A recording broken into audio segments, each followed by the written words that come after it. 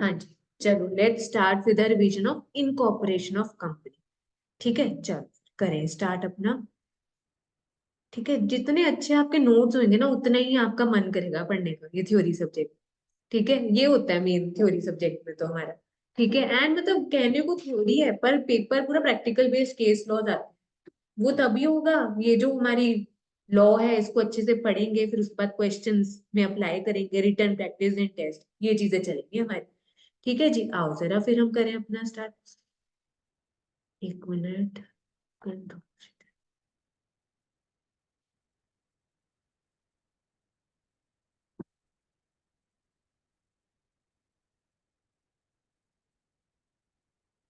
हाँ जी, देखो ये हमारा चैप्टर 2 है। ठीक है, चैप्टर 2 है हमारा ये इनकॉर्पोरेशन ऑफ कंपनी। ठीक है, कौन कौन से सेक्शन इसमें हमने कवर अप किए थे? सेक्शन 3 से 22। ठीक है, पहला सेक्शन तो वो था एप्लीकेबिलिटी ऑफ कंपनीज एक्ट, है ना, वो किया। सेक्शन 2 में डेफिनेशंस थी। ठीक है, फिर कहानी शुरू हुई, कंपनी जब जन्म ले रही है, कैसे जन्म लेगी उसके बारे में ये चैप्टर। कंपनी इनकॉर्पोरेशन, कंपनी बनानी कैसे है, कैसे जन्म होगा, रजिस्टर्ड कंपनी कब कहलाएगी, वो प्रोसेस हमने सब सीखा था इसमें सारा। ठीक है, बिल्कुल स्टोरी की फॉर्म में लो अपना थ्योरी सब्जेक्ट। थ्योरी है, कहानी है बिल्कुल हमारी। ठीक है, अब सबसे पहले हमने क्या किया था, प्रमोटर। ये देखो 3 पार्ट्स में हमने इसको डिवाइड किया था कि भी एक बेसिक टर्म्स क्या है, कंपनी जन्म कैसे लेगी, क्या क्या प्रोसीजर है। फिर जन्म के लिए मेन 2 जन्म पत्रियां कौन है, 2 मेन जन्म पत्री कौन सी, मेमोरेंडम एमओए और एक दूसरी आर्टिकल्स ऑफ एसोसिएशन ए। ठीक है, फिर हमने जो छुटपुट बाकी की चीजें थी उसको थर्ड पार्ट में क्लब कर दिया था। ठीक है, कुछ मिसलेनियस प्रोविजन, कुछ डॉक्यूमेंट्स भेजने हैं तो कैसे भेजने हैं, कुछ ये डॉक्ट्रिन्स थी हमारी। ठीक है, तो आओ जरा एक एक करके हम करें हम यहाँ पर। ठीक है, किसी को कहीं डाउट हो, फिर भी कुछ बच्चों ने अगर रेगुलर सेशन नहीं भी लगाए फिर भी डाउट होता है, पूछ लेना। ठीक है जी। हाँ जी, सेक्शन 2 क्लॉज 69 में क्या था, प्रमोटर। मतलब आपका अगर कॉन्सेप्ट क्लियर है ना, और जितनी बार आप रिवाइज करते जाओगे टाइम कम लगेगा। हर पेज में जस्ट फ्यू सेकंड्स लगेंगे फिर तो आपको। प्रमोटर नाम से ही पता है क्या करते हो, प्रमोशन से बने प्रिलिमिनरी स्टेप्स जो लेते हैं कंपनी की शुरुआत में। प्रमोटर कौन होता है ना, जो शुरुआत में कंपनी के प्रमोशन में हेल्प करता है, स्टेप्स करता है कि कंपनी रजिस्टर्ड कंपनी कहलाई जाए। आइडिया लेकर आता है, जन्म पत्रियां बनाने में हेल्प करता है, प्रोस्पेक्टस जो हम इनवाइट करते हैं लोगों की पैसा लगा उसको बनाने में हेल्प करता है। ठीक है, और रजिस्ट्रेशन में हेल्प करता है। ठीक है, ये तो हमारी थी जनरल डेफिनेशन। फिर हमने as per companies act clause 269 में क्या डेफिनेशन दे रखी है, कहते हैं इसका नाम प्रोस्पेक्टस में एनुअल रिटर्न में मेंशन होता है। ठीक है, फिर ये वो बंदा होता है जिसका कंट्रोल होता है अफेयर्स ऑफ कंपनी के ऊपर। ठीक है जी, और जिसके कहने पे मतलब बोर्ड ऑफ डायरेक्टर्स भी चलते हैं। ठीक है, और हमने कहा था कि जो प्रोफेशनली हमने ये लोगों को हायर किया हुआ है काम करने के लिए, रजिस्ट्रेशन के लिए, है ना, तो वो प्रमोटर नहीं कहलाए जाते, जैसे अटॉर्नी, टेक्निकल, है ना, फंक्शनल एक्सपर्ट, आगे एडवोकेट्स, लॉयर्स, ये सब। ठीक है, इनको प्रमोटर नहीं बोला जाता। ठीक है, फिर आगे देखो इधर। प्रमोटर के लिए कहते हैं जरूरी नहीं है कि आपको नीड नॉट नेसेसरली भी एसोसिएट विद इनिशियल, की शुरुआत में आप जुड़े रहो। अगर आप बाद में भी क्या कर रहे हो, कहा आपका काम सिर्फ क्या है, अरेंज करना पैसे, कैपिटल। ठीक है, तब भी आप प्रमोटर कहलाए जाओगे। ठीक है, और प्रमोटर जरूरी नहीं कि सिर्फ इंडिविजुअल हो, इंडिविजुअल, एसोसिएशन, पार्टनरशिप, कंपनी कोई भी हो सकता है, ये हमने किया था। ठीक है जी, आओ जरा आगे चले फिर हम। हाँ जी, फिर हमने ये किया था बच्चों, सेक्शन 3। पहला सेक्शन आपका चैप्टर 2 का इनकॉर्पोरेशन का, फॉर्मेशन ऑफ कंपनी। ठीक है जी, गो थ्रू करते जाओ, अभी मैं रिवाइज करवा रही हूँ, एक बार सिलेबस हो जाए फिर आपने सबने मेरे को रिवाइज करवाना है। ठीक है, एक एक करके सारे सेक्शंस पे हमने करना है, साथ साथ ही बात के लिए नहीं चीजें रखनी है हमने। ठीक है जी, फॉर्मेशन ऑफ कंपनी। अच्छा, ये हमने की थी, 2 तरह की कंपनी, इनकॉर्पोरेटेड और अनइनकॉर्पोरेटेड। ठीक है, 2 तरह से डिवाइड हो रखी है। इनकॉर्पोरेट जो हमने किसी रजिस्टर करवा रखे प्रॉपर प्रोसेस फॉलो करके, एक है कि नहीं करवा रखा हमने रजिस्टर किसी एक्ट में, लॉ में। ठीक है, और कैसे करवा रखा है रजिस्टर, देखो 3 तरह इसको डिवाइड कर, रजिस्टर्ड कंपनी, स्टैट्यूटरी और चार्टर्ड कंपनी। ठीक है जी, रजिस्टर्ड कंपनी जैसे हम कंपनीज एक्ट की बात कर रहे हैं, कंपनीज एक्ट 2013 की। स्टैट्यूटरी कंपनी जो एक स्पेशल एक्ट ऑफ पार्लियामेंट से बनाई जाती है। ठीक है जी, स्पेशल एक्ट पार्लियामेंट से बनाई जाती है, अलग से बनाई जाती है। चार्टर्ड कंपनी जैसे ये ना महाराजे वगैरह, उनके किसी कहने पे, ऑर्डर पे वो लाई जाती है चार्टर्ड कंपनी। ठीक है, तो हमने तो ये वाली करनी है रजिस्टर्ड कंपनी। और देखो ये हमने कितनी बार कर ली है ये चीजें। इसमें private company, public company, on the basis of liability bifurcate कर रखा है, लिमिटेड और अनलिमिटेड। लिमिटेड में लिमिटेड बाय शेयर्स और गारंटी हो गया, अनलिमिटेड में with capital and without capital. ठीक है, गारंटी में भी जरूरी नहीं कैपिटल है ही हो या ना हो, दोनों हो सकते हैं। ठीक है, ये तो हमने ऑलमोस्ट किस में कर लिया था, प्रिलिमिनरी वाले चैप्टर में टाइप्स ऑफ कंपनीज में हमने ये चीज कवर कर ली। ठीक है जी, आओ जरा देखो अब इधर, स्पेसिफाइड आईएफसी और पब्लिक प्राइवेट कंपनी। ठीक है, स्पेसिफाइड आईएफसी पब्लिक भी हो सकती है या प्राइवेट कंपनी हो सकती है, ये कौन सी थी कंपनीज बताना जरा। हाँ जी, कौन बताएगा। जो सिर्फ सेट, शेयर्स में। हाँ आईएफएससी बिल्कुल, सेंटर्स में मैम, और हाँ एसईजेड एक्ट के अंडर रजिस्टर्ड होती है। बिल्कुल, जिसको लाइसेंस दिया हुआ है सरकार ने, सेबी ने, इडा ने, ठीक है, आरबीआई ने, कि आप वो special economic zone SEZ areas में अपना कामकाज करो और आपको कुछ एग्जेम्पशंस मिलती हैं उसमें। ठीक है, बिल्कुल ठीक है। और ये वैसे कौन सी होती है type of company, company limited by shares होती है, ये हमने किया था। ठीक है, इसको लाइसेंस दिया जाता है सरकार ने ये आईएफसी में एरियाज में काम करने के लिए। ठीक है जी, फिर हमने कहा था कि क्या बेसिक रिक्वायरमेंट क्या है। अच्छा, सेक्शन 3 और 7 में क्या था फर्क, क्या था मैम फर्क। 3 में फॉर्मेशन कर रहे हैं और 7 में इनकॉर्पोरेशन रजिस्ट्रेशन हाँ करवा हाँ रहे हाँ हैं। हाँ, सेक्शन 3 में बेसिक एलिजिबिलिटी क्राइटेरिया बताई जा रही है। ठीक है, जैसे हमने सीए करनी है, क्या क्या एलिजिबिलिटी क्राइटेरिया वो हो गया। फिर एक्चुअल में हम रजिस्ट्रेशन करा रही है, फॉर्म भरना, ये अटैच करना, वो सेक्शन 7 में किया। ठीक है जी, मिनिमम नंबर कितना चाहिए, ओबीसी में 1 मेंबर चाहिए, प्राइवेट में कम से कम 2 चाहिए, और पब्लिक के केस में कम से कम 7 मेंबर्स चाहिए। ठीक है, जो शुरुआत में लोग जुड़ते हैं, है ना, उनको क्या बोला जाता है, सब्सक्राइबर्स टू मेमोरेंडम। ठीक है, और ये लॉफुल पर्पस के लिए, ये थोड़ी ना कि कोई गलत नल काम के लिए आप बना रहे हो। ठीक है, लीगल काम के लिए बनी होनी चाहिए। ठीक है, ये किया था। फिर आगे देखो, फिर यहाँ पर हमने बात की थी ओपीसी की, 1 पर्सन कंपनी। ठीक है, सेक्शन 2 क्लॉज 62 में टाइप्स ऑफ कंपनी प्रिलिमिनरी में किया था। ठीक है, जिसमें एक ही पर्सन होता है, वही मेंबर डायरेक्टर, वो सब कुछ भी होता है वो।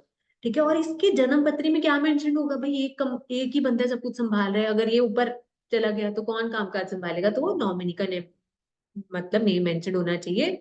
जो उसकी डेथ पे या उसकी इनकैपेसिटी पे है ना, कुछ इशू हो गया मेंटली या कुछ, तो उसके बाद वो मेंबर बन जाएगा। ठीक है जी, और ये क्या इंश्योर करेगा, कौन सा कैरेक्टरिस्टिक कंपनी का, बताना, परपेचुअल सक्सेशन। ठीक है, परपेचुअल रिलेट सक्सेशन। करने हैं सारे चैप्टर्स, इंटरलिंक्ड है एक दूसरे के साथ। अच्छा, फिर देखो, कहते हैं कि ओपीसी बनाने के लिए, ठीक है, या नॉमिनी बनने के लिए आप एक ह्यूमन होने चाहिए, नेचुरल पर्सन होने चाहिए, और इंडियन सिटीजन होने चाहिए। ठीक है, इंडियन सिटीजन होनी चाहिए आपके पास, चाहे रेजिडेंट ऑफ इंडिया है या नहीं है। आपने टैक्सेशन में पढ़ा है, आरओ है रेजिडेंशियल के लिए, रेजिडेंशियल स्टेटस के लिए हम दे देखते हैं पिछले साल कितने दिन रहा। ठीक है जी, यहाँ पर क्या इसका महत्व है, इंपॉर्टेंस है, कि इधर इस सेक्शन में रेजिडेंट ऑफ इंडिया का क्या मतलब है, कि वो पिछले साल कम से कम 120 दिन रहा। पर क्या इधर रेलेवेंस है या नहीं, मेरे को ये बताओ, ये पॉइंट का नो बताओ जरा। मैम। No ma'am. इस पॉइंट का नो मैम। रेलेवेंस ही नहीं।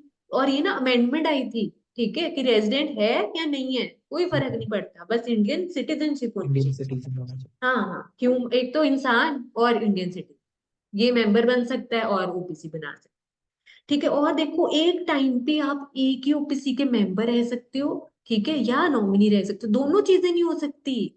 ठीक है, और इसका हमने एग्जाम्पल देखा था, मेरे को टाइम लिमिट बता सकते हो बिना देखे, अगर याद हो, क्या बात, 180 दिन के अंदर, है ना, ऐसे ही होना चाहिए। कि मतलब मैंने अभी पूछा भी नहीं पूरी तरह, है ना, और इधर से आयुष का आंसर आ गया। ठीक है, कि मतलब ऐसे होने चाहिए, कि हाँ ऐसे, मतलब इतनी आपकी रिवीजन या कॉन्सेप्ट क्लियर होने चाहिए। है ना, फिर हमने कहा था कि एक कंपनी में मेंबर है, दूसरी में नॉमिनी है ना, फिर ये इसके ये वाली कंपनी की क्या होगी, मेंबर की डेथ होगी है, अब ये क्या बन गया मेंबर, अब इधर भी मेंबर है इधर भी मेंबर है, एक टाइम पे है, एक ही टाइम पे है मेंबर दो कंपनी में। अब इसको 180 दिन में चुनाव करना पड़ेगा किस कंपनी में मेंबर रह सकते हैं, एक ही कंपनी में रह सकता है। ठीक है, 180 दिन की लिमिट हमने यहाँ की थी। फिर यहाँ पे मेंबर, मेंबर ये जो है, मेंबर कौन नहीं होना चाहिए, माइनर, माइनर मेंबर भी नहीं बन सकता। ठीक है, और क्या नहीं काम कर सकता, नॉमिनी भी नहीं बन सकता, ना किसी के भी यहाँ पे शेयर होल्ड कर सकता, ये किया था। ठीक है, उसके बाद फिर हमने क्या किया था, ओपीसी क्या काम नहीं कर सकती, सेक्शन 8 कंपनी में नहीं कन्वर्ट हो सकती। ठीक है, और ये दूसरी कंपनीज में पैसा नहीं लगा सकते, उनके शेयर्स में पैसा नहीं लगा सकते, इन्वेस्ट नहीं कर सकते। ठीक है, ये जनरल सी चीजें की थी हमने। आओ जा, अच्छा, फिर आपको फॉर्म नंबर 3 और 4 याद है, फॉर्म नंबर 3 और 4 क्या था, 3 में। सब। 3 में अगर कोई नॉमिनी बनाया और 4 में कैंसिलेशन वाला होता है कि वो नॉमिनी नहीं है अब, या हाँ चेंज कर लिया। 3, हाँ 3 में एक तरह से हम कंसेंट लेते हैं, दूसरे बंदे की, नॉमिनी जो का नया कंसेंट। बंदा आप लेकर आ रहे होते हैं उसकी कंसेंट लेते हैं कि अब आप हमारे बनोगे नॉमिनी, उसकी कंसेंट 4 में हम बताते हैं, है ना, कि ये करने लगे हैं। ठीक है, मतलब रजिस्ट्रार को सारे फॉर्म जाते हैं। ठीक है, फॉर्म नंबर 3 में कंसेंट लेते हैं नए बंदे की, और फॉर्म नंबर 4 में बताते हैं रजिस्ट्रार को कि ये करते हैं। ठीक है जी, तो ऐसी कंसेंट लेनी होती है जो भी आपका बनता है। अगर आप नेम मेंशन करो जन्म नंबर 3 में नॉमिनी के, फॉर्म नंबर 3 में आपको भेजनी होगी कंसेंट।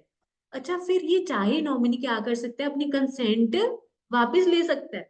ठीक है, वो नहीं बनना चाह रहा नॉमिनी, वो वापस ले सकता है, तो उसके लिए उसको बताना पड़ेगा, कंपनी को नोटिस इन राइटिंग देना पड़ेगा। फिर क्या करेगा मेंबर, नया नॉमिनी क्या करेगा, अपॉइंट करेगा। 15 दिन के अंदर अंदर उसको नया नॉमिनी करना ही करना पड़ेगा, क्योंकि एक ही बंदा है सब कुछ देख रहा है। दूसरे जो नॉमिनी बनाया था वो छोड़ के अपनी कंसेंट वापस ले ली, तो 15 दिन के अंदर नया नॉमिनेट करो। और वो मेंबर ओपीसी को क्या भेजेगी कि हम नया बंदा कर रहे हैं नॉमिनेट, और कंसेंट फॉर्म नंबर 3। अब कंपनी क्या करेगी, 30 दिन के अंदर अंदर, ऊपर क्या था 15 दिन के अंदर नया नॉमिनी करना है, 30 दिन के अंदर, 30 दिन की लिमिट बड़ी ना कॉमन है रजिस्ट्रार को भेजने के लिए डॉक्यूमेंट। तो 2 फॉर्म भेजने, फॉर्म नंबर 3 में क्या है, कंसेंट। ठीक है, फॉर्म नंबर 3 में क्या है, कंसेंट। ठीक है, फॉर्म नंबर 4 में क्या है, एक तरह से हम बता रहे हैं कि पिछला क्या हो गया, उसने वापस ले ली और अब हम नया रख रहे हैं। ठीक है, ये होता है फॉर्म नंबर 3 में कंसेंट लेना नए बंदे की, फॉर्म नंबर 4 में रजिस्ट्रार को हम बता रहे हैं कि ये हो रहा है और नया बंदा ला रहा है। ठीक है जी, और अब इधर ऊपर क्या किया था हमने, देखो जरा। हाँ, right of member to change nominee. ठीक है, इधर तो था खुद छोड़ गया। ठीक है, और इधर हम उसको बोल सकते हैं कि तू जा, या हम एक नया नॉमिनी अपॉइंट कर सकते हैं, रीजन कोई भी हो, एनी रीजन। ठीक है, नया नॉमिनी अपॉइंट करेंगे और मेंबर वही ओपीसी को भेजेगा क्या, नया नॉमिनी के बारे में बताएगा कि हम नया नॉमिनी अपॉइंट करें, उसकी कंसेंट फॉर्म नंबर 3। फिर ओपीसी क्या करेगी, 30 दिन के अंदर अंदर वही रजिस्ट्रार के पास फॉर्म नंबर 3 में क्या हो जाएगा, फॉर्म नंबर 3 में आपकी कंसेंट भेजोगे नए नॉमिनी की, और फॉर्म नंबर 4 में आप बताओगे कि आप चेंज कर रहे हो और नया नॉमिनी रख। ये था फॉर्म नंबर 3 में कंसेंट लेते नए बंदे की, 4 में बता रहे हैं कि ये काम कर रहे हैं। ठीक है, ये था हमारा। Excuse me, ma'am. हाँ जी, हाँ जी, बोलो जी। मैम, ये नॉमिनी खुद ही बताएगा कि उसने अब मतलब, या तो कोई सिचुएशन ऐसी होती है कि नॉमिनी चेंज हो जाता है, या वो खुद बता देता है कि मैं नॉमिनी नहीं बनना चाहता, तो ये मेंबर भी बोल सकते हैं नॉमिनी को कि तुम ये अब देखो, नॉमिनी हाँ बनो। हाँ, ये देखो इधर कौन बोल रहा है, इधर नॉमिनी, ये नॉमिनी खुद बोल रहा है इधर कि मैंने नहीं बनना अब नॉमिनी, मैं नहीं रहना मेंबर भी चाहता बोल अब सकते नॉमिनी। हैं। हाँ हाँ, और ये टॉपिक में क्या है, इधर मेंबर बोल रहा है, इधर मेंबर बोल रहा है, इधर ओके मेंबर क्या है, मैम। ये देखो, हाँ ये देखो, ये मेंबर है इधर, और इधर नॉमिनी छोड़, इधर नॉमिनी कह रहा है मैं जा रहा हूँ, इधर मेंबर कह रहा है तू जा। ठीक है, yes ma'am, okay. Procedure same है, फॉर्म सेम है। ठीक है, इधर मेंबर, इधर नॉमिनी कह रहा है मैं छोड़ के जाना चाह रहा हूँ, इधर मेंबर कह रहा है कि अब मैं बदलना चाह रहा हूँ तुझे। तो दोनों में से कोई भी कर सकता। ठीक है। ओके हाँ, मैम। हाँ, ये था। फिर आगे हमने कहा कि नॉमिनी बदल दो, तो उसका मतलब ये नहीं कि जन्म पत्री में चेंज हो जाएगी ये आपकी, मतलब ऑल्टरेशन जो हमने आगे ऑल्टरेशन ऑफ एमओए में किया था।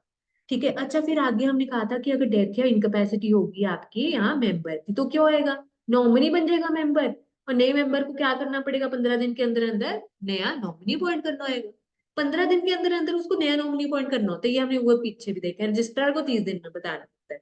ठीक है, वही फिर ओपीसी क्या करेगी, 30 दिन के अंदर अंदर रजिस्ट्रार को फॉर्म नंबर 3 में क्या भेजेगी, कंसेंट भेजेगी, और फॉर्म नंबर 4 में क्या भेजेगी कि भाई वो अब क्या है ना, कि अब वो नहीं रहा मेंबर, या उसकी डेथ होगी या इनकैपेसिटी होगी, और अब हम नया नॉमिनी अपॉइंट कर।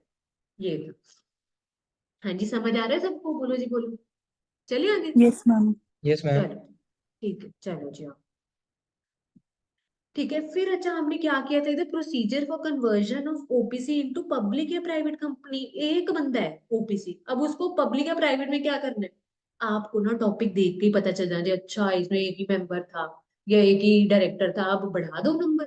ठीक है, ऑल्टर हो जाएगा एमओए में। ठीक है, क्या करना पड़ेगा, ऑल्टर करना पड़ेगा एमओए में रेजोल्यूशन पास करके। ठीक है, मिनिमम नंबर कितने चाहिए होंगे मेंबर्स के लिए, ठीक है, मेंबर्स 2 और 7 जो हमने पहले भी किया था। डायरेक्टर्स कितने होते हैं, 2 प्राइवेट में, पब्लिक में 3। 3। ठीक है, प्राइवेट कंपनी के केस में हमारे यहाँ पर 2 मिनिमम मेंबर्स और डायरेक्टर। हाँ, वो डायरेक्टर्स के चैप्टर में पब्लिक, हाँ वहां पे होती है प्राइवेट की कंपनी में, और मैक्सिमम उसमें पब्लिक के केस में नो लिमिट। और वो भी उसकी भी ना अलग अलग रेजोल्यूशन पास करके डिसीजन करके, वो इन डिटेल उसमें बोर्ड ऑफ डायरेक्टर्स वाले मैम, 140। मेंबर्स को डायरेक्टर्स बोल सकते हैं। हाँ जी, मेंबर्स को भी डायरेक्टर्स बोल सकते हैं या यहाँ वो पर पता है अलग क्या से है, होता है शेयर होल्डर्स? हाँ हाँ, वो जो शुरुआत में जो पैसे लगाते हैं प्रमोटर्स, ठीक है जी, उनमें से ही वो लोग क्या कर लेते हैं डिसाइड, वो तो मेंबर्स एक तरह से वो तो होते ही हैं सब्सक्राइबर्स टू मेमोरेंडम, उनको प्रमोटर को ही क्या बोल देते हैं जो शुरुआत में पैसे लगाते हैं, सब्सक्राइबर टू मेमोरेंडम, मतलब एमओए में उनका नाम एड्रेस साइन विटनेस के साइन वो होंगे, तो एक तरह से वो पैसे लगा रहे मेंबर्स तो हो ही, ठीक है। और यहाँ पे एक्सेप्शनल क्या केस है, ये इनकॉर्पोरेशन के टाइम पे जो ये सब्सक्राइबर टू मेमोरेंडम या ये जो प्रमोटर्स है ना, ये आपस में डिसाइड कर लेते हैं कि इनमें से कौन डायरेक्टर बनेगा आगे जाके, समझ रहे हो, ओके मैम, ठीक है, यस मैम। नहीं तो, हाँ नहीं तो आगे जाके जो हमारा प्रॉपर डायरेक्टर्स का चैप्टर है उसमें पढ़ते होते हैं कि कैसे सिलेक्ट करते हैं आप डायरेक्टर्स वगैरह, अपॉइंट कैसे करते हैं, मेंबर्स करते हैं इलेक्ट, ठीक है। तो यहाँ पर एक्सेप्शनल केस है, शुरुआत में इनकॉर्पोरेशन के टाइम पे खुद डिसाइड कर लेते हैं, ठीक है, नहीं तो प्रॉपर मेंबर्स के द्वारा किया जाए, ठीक है जी। Yes ma'am. हाँ जी, चलो जी। तो वैसे देखा जाए अलग है, इनकॉर्पोरेशन के टाइम पे वही लोग आपस में डिसाइड करके देख लेते हैं कि कौन डायरेक्टर बनेगा, उनमें से बनाना है कोई और, मतलब वो उनकी मर्जी, उन्होंने करना है, जो उनमें से कोई हो चाहे कोई और हो, वो उन्होंने करना है, ठीक है। पर ये टर्म है अलग हमारी बिल्कुल, ठीक है, मेंबर्स डायरेक्टर्स टर्म्स अलग है हमारी, अलग सारे कायदे कानून चलते हैं, रूल्स रेगुलेशन है, ठीक है।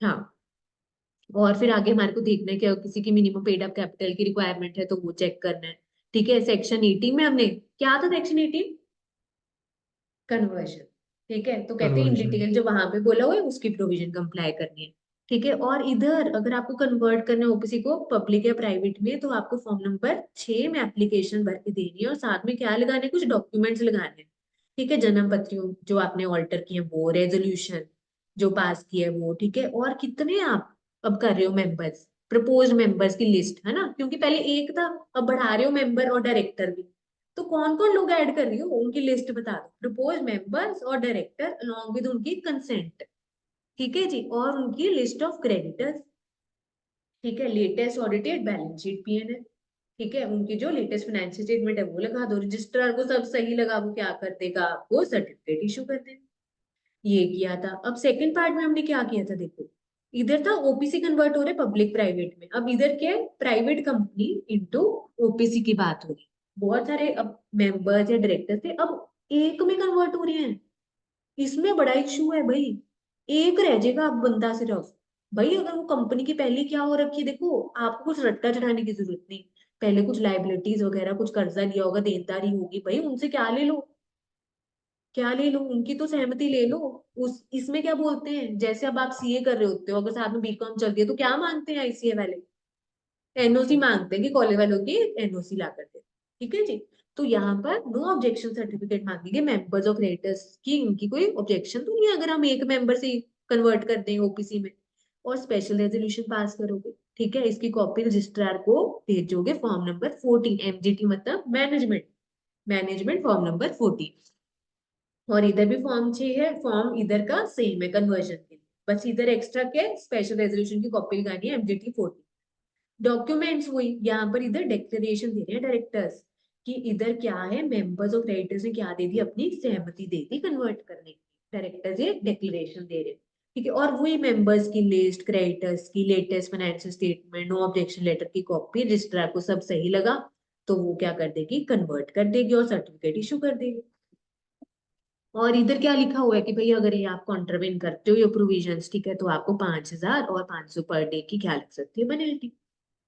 तो इधर याद रखने वाली क्या चीज थी, फॉर्म नंबर 6 था, और इधर 1% कंपनी में कन्वर्ट होना है तो साथ में फॉर्म नंबर 14 में आपका जाएगा, ठीक है जी। और यहाँ पर क्या 30 दिन के अंदर, हाँ जी, मैम ठीक है, यहाँ पे समझ आया। ड्यूली स्वॉन एफिडेविट हाँ जी, कंफर्मिंग का मतलब क्या है? अच्छा ड्यूली स्वॉन मतलब डिक्लेरेशन जैसे, वगैरह?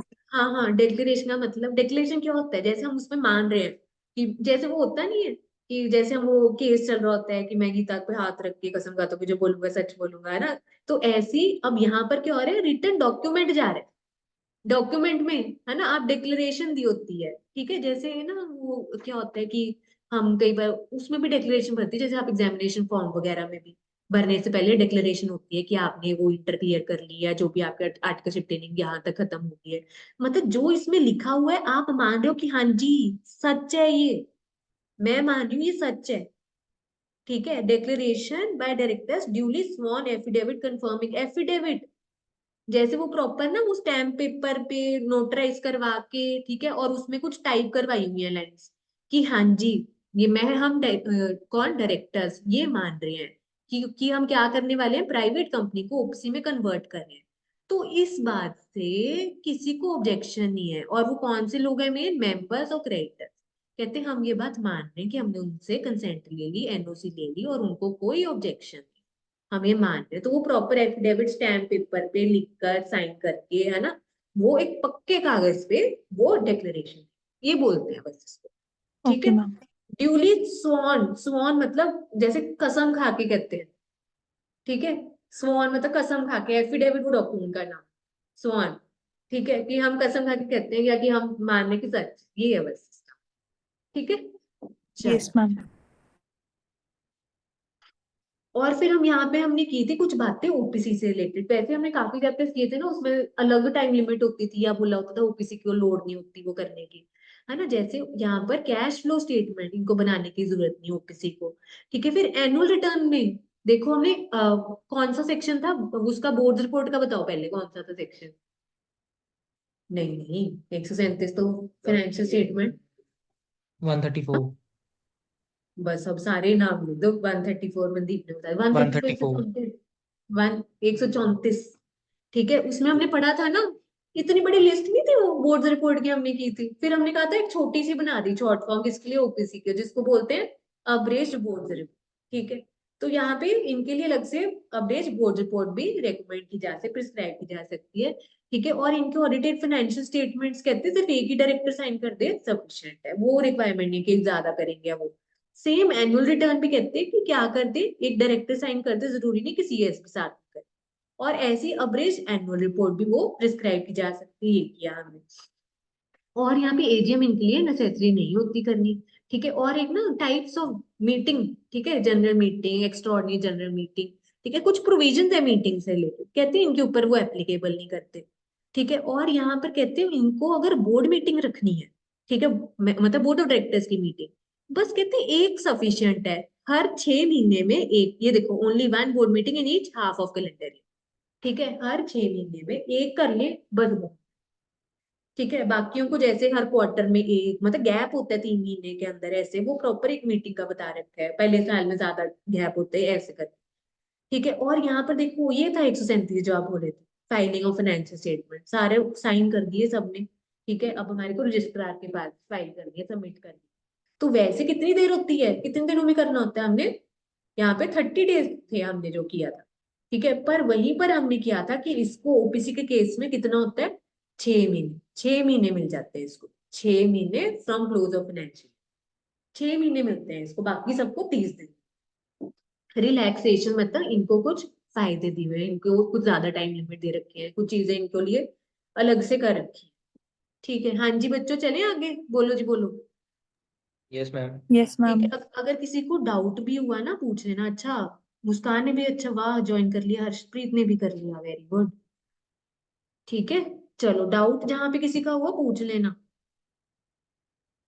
हाँ जी, यहाँ पर देखो मेंबर्स, ठीक है, एंड ये ना नंबर्स वाला प्लीज जरूर कर लेना हरे रंग, क्योंकि फिर जब पूरे सिलेबस के नोट्स देखोगे, ठीक है, एंड लास्ट मोमेंट पे बस हमें होता है कि बस वो हरे रंग वाला फटाफट देख जाए न्यूमेरिक लिमिट, क्योंकि उसी में कंफ्यूजन होती है वो नंबर 30 था 60 तक याद। ठीक है, ये जरूर मार्क करना हरे रंग से। और कीवर्ड्स जैसे ये देखो, ठीक है, कीवर्ड्स जैसे मैंने कर रखे हैं, ठीक है, ताकि लास्ट में पे एक एक वर्ड पढ़ने की जरूरत ना पड़े, बस कीवर्ड्स पढ़ जाए। कीवर्ड्स का अलग से येलो हो गया, न्यूमेरिक का ग्रीन हो गया, फॉर्म नंबर का अलग रख लो अपना। ठीक है, बस ये 3 आपको चाहिए होंगे हाईलाइटर। ठीक है, चलो, चाहे हाईलाइट कर लो चाहे अलग कलर से कर लो, पेन से लिख लो। ठीक है, मत जैसे मर्जी कर सकते। अच्छा, 3A में क्या था, 3A में नाम से ही पता चल जाना चाहिए, members every library in certain cases, क्या था इसमें। Ma'am where number of members reduced बिल्कुल, below the number of minimum members, requirement. हाँ, मिनिमम एलिजिबिलिटी से कम हो गए, और ऐसा 6 महीने तक चलता रहा।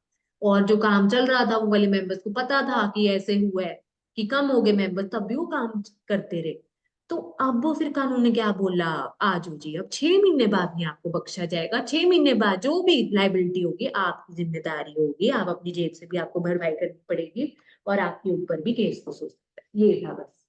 ठीक है, तो ऐसे आपको 1 लाइन बस माइंड में सोच के बस आगे चलो, बस आगे चलो, ऐसे होने चाहिए सब सेक्शंस। ठीक है, चलो फिर यहाँ पे क्या किया था। अब ये एक और मेन सेक्शन आ गया हमारा, सेक्शन 3 था बेसिक रिक्वायरमेंट्स एलिजिबिलिटी।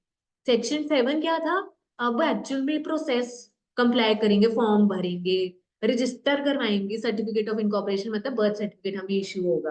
ठीक है, इनकॉर्पोरेशन ऑफ कंपनी। अब ये कुछ यहाँ पे स्टेप्स थे जो आगे जाके एक एक करके हमने फिर समझे थे। पहले तो देखो आपको क्या बनानी, नेचर ऑफ कंपनी है, प्राइवेट या पब्लिक कंपनी, नाम रिजर्व कराओ, जन्म पत्रियां ड्राफ्ट करो, फिर वो जन्म पत्रियां बना के भेजो आरओसी को। ठीक है, जो डायरेक्टर्स बनाए हैं आपने, है ना, उनको नॉमिनेट किया, उनकी कंसेंट तो ले लो।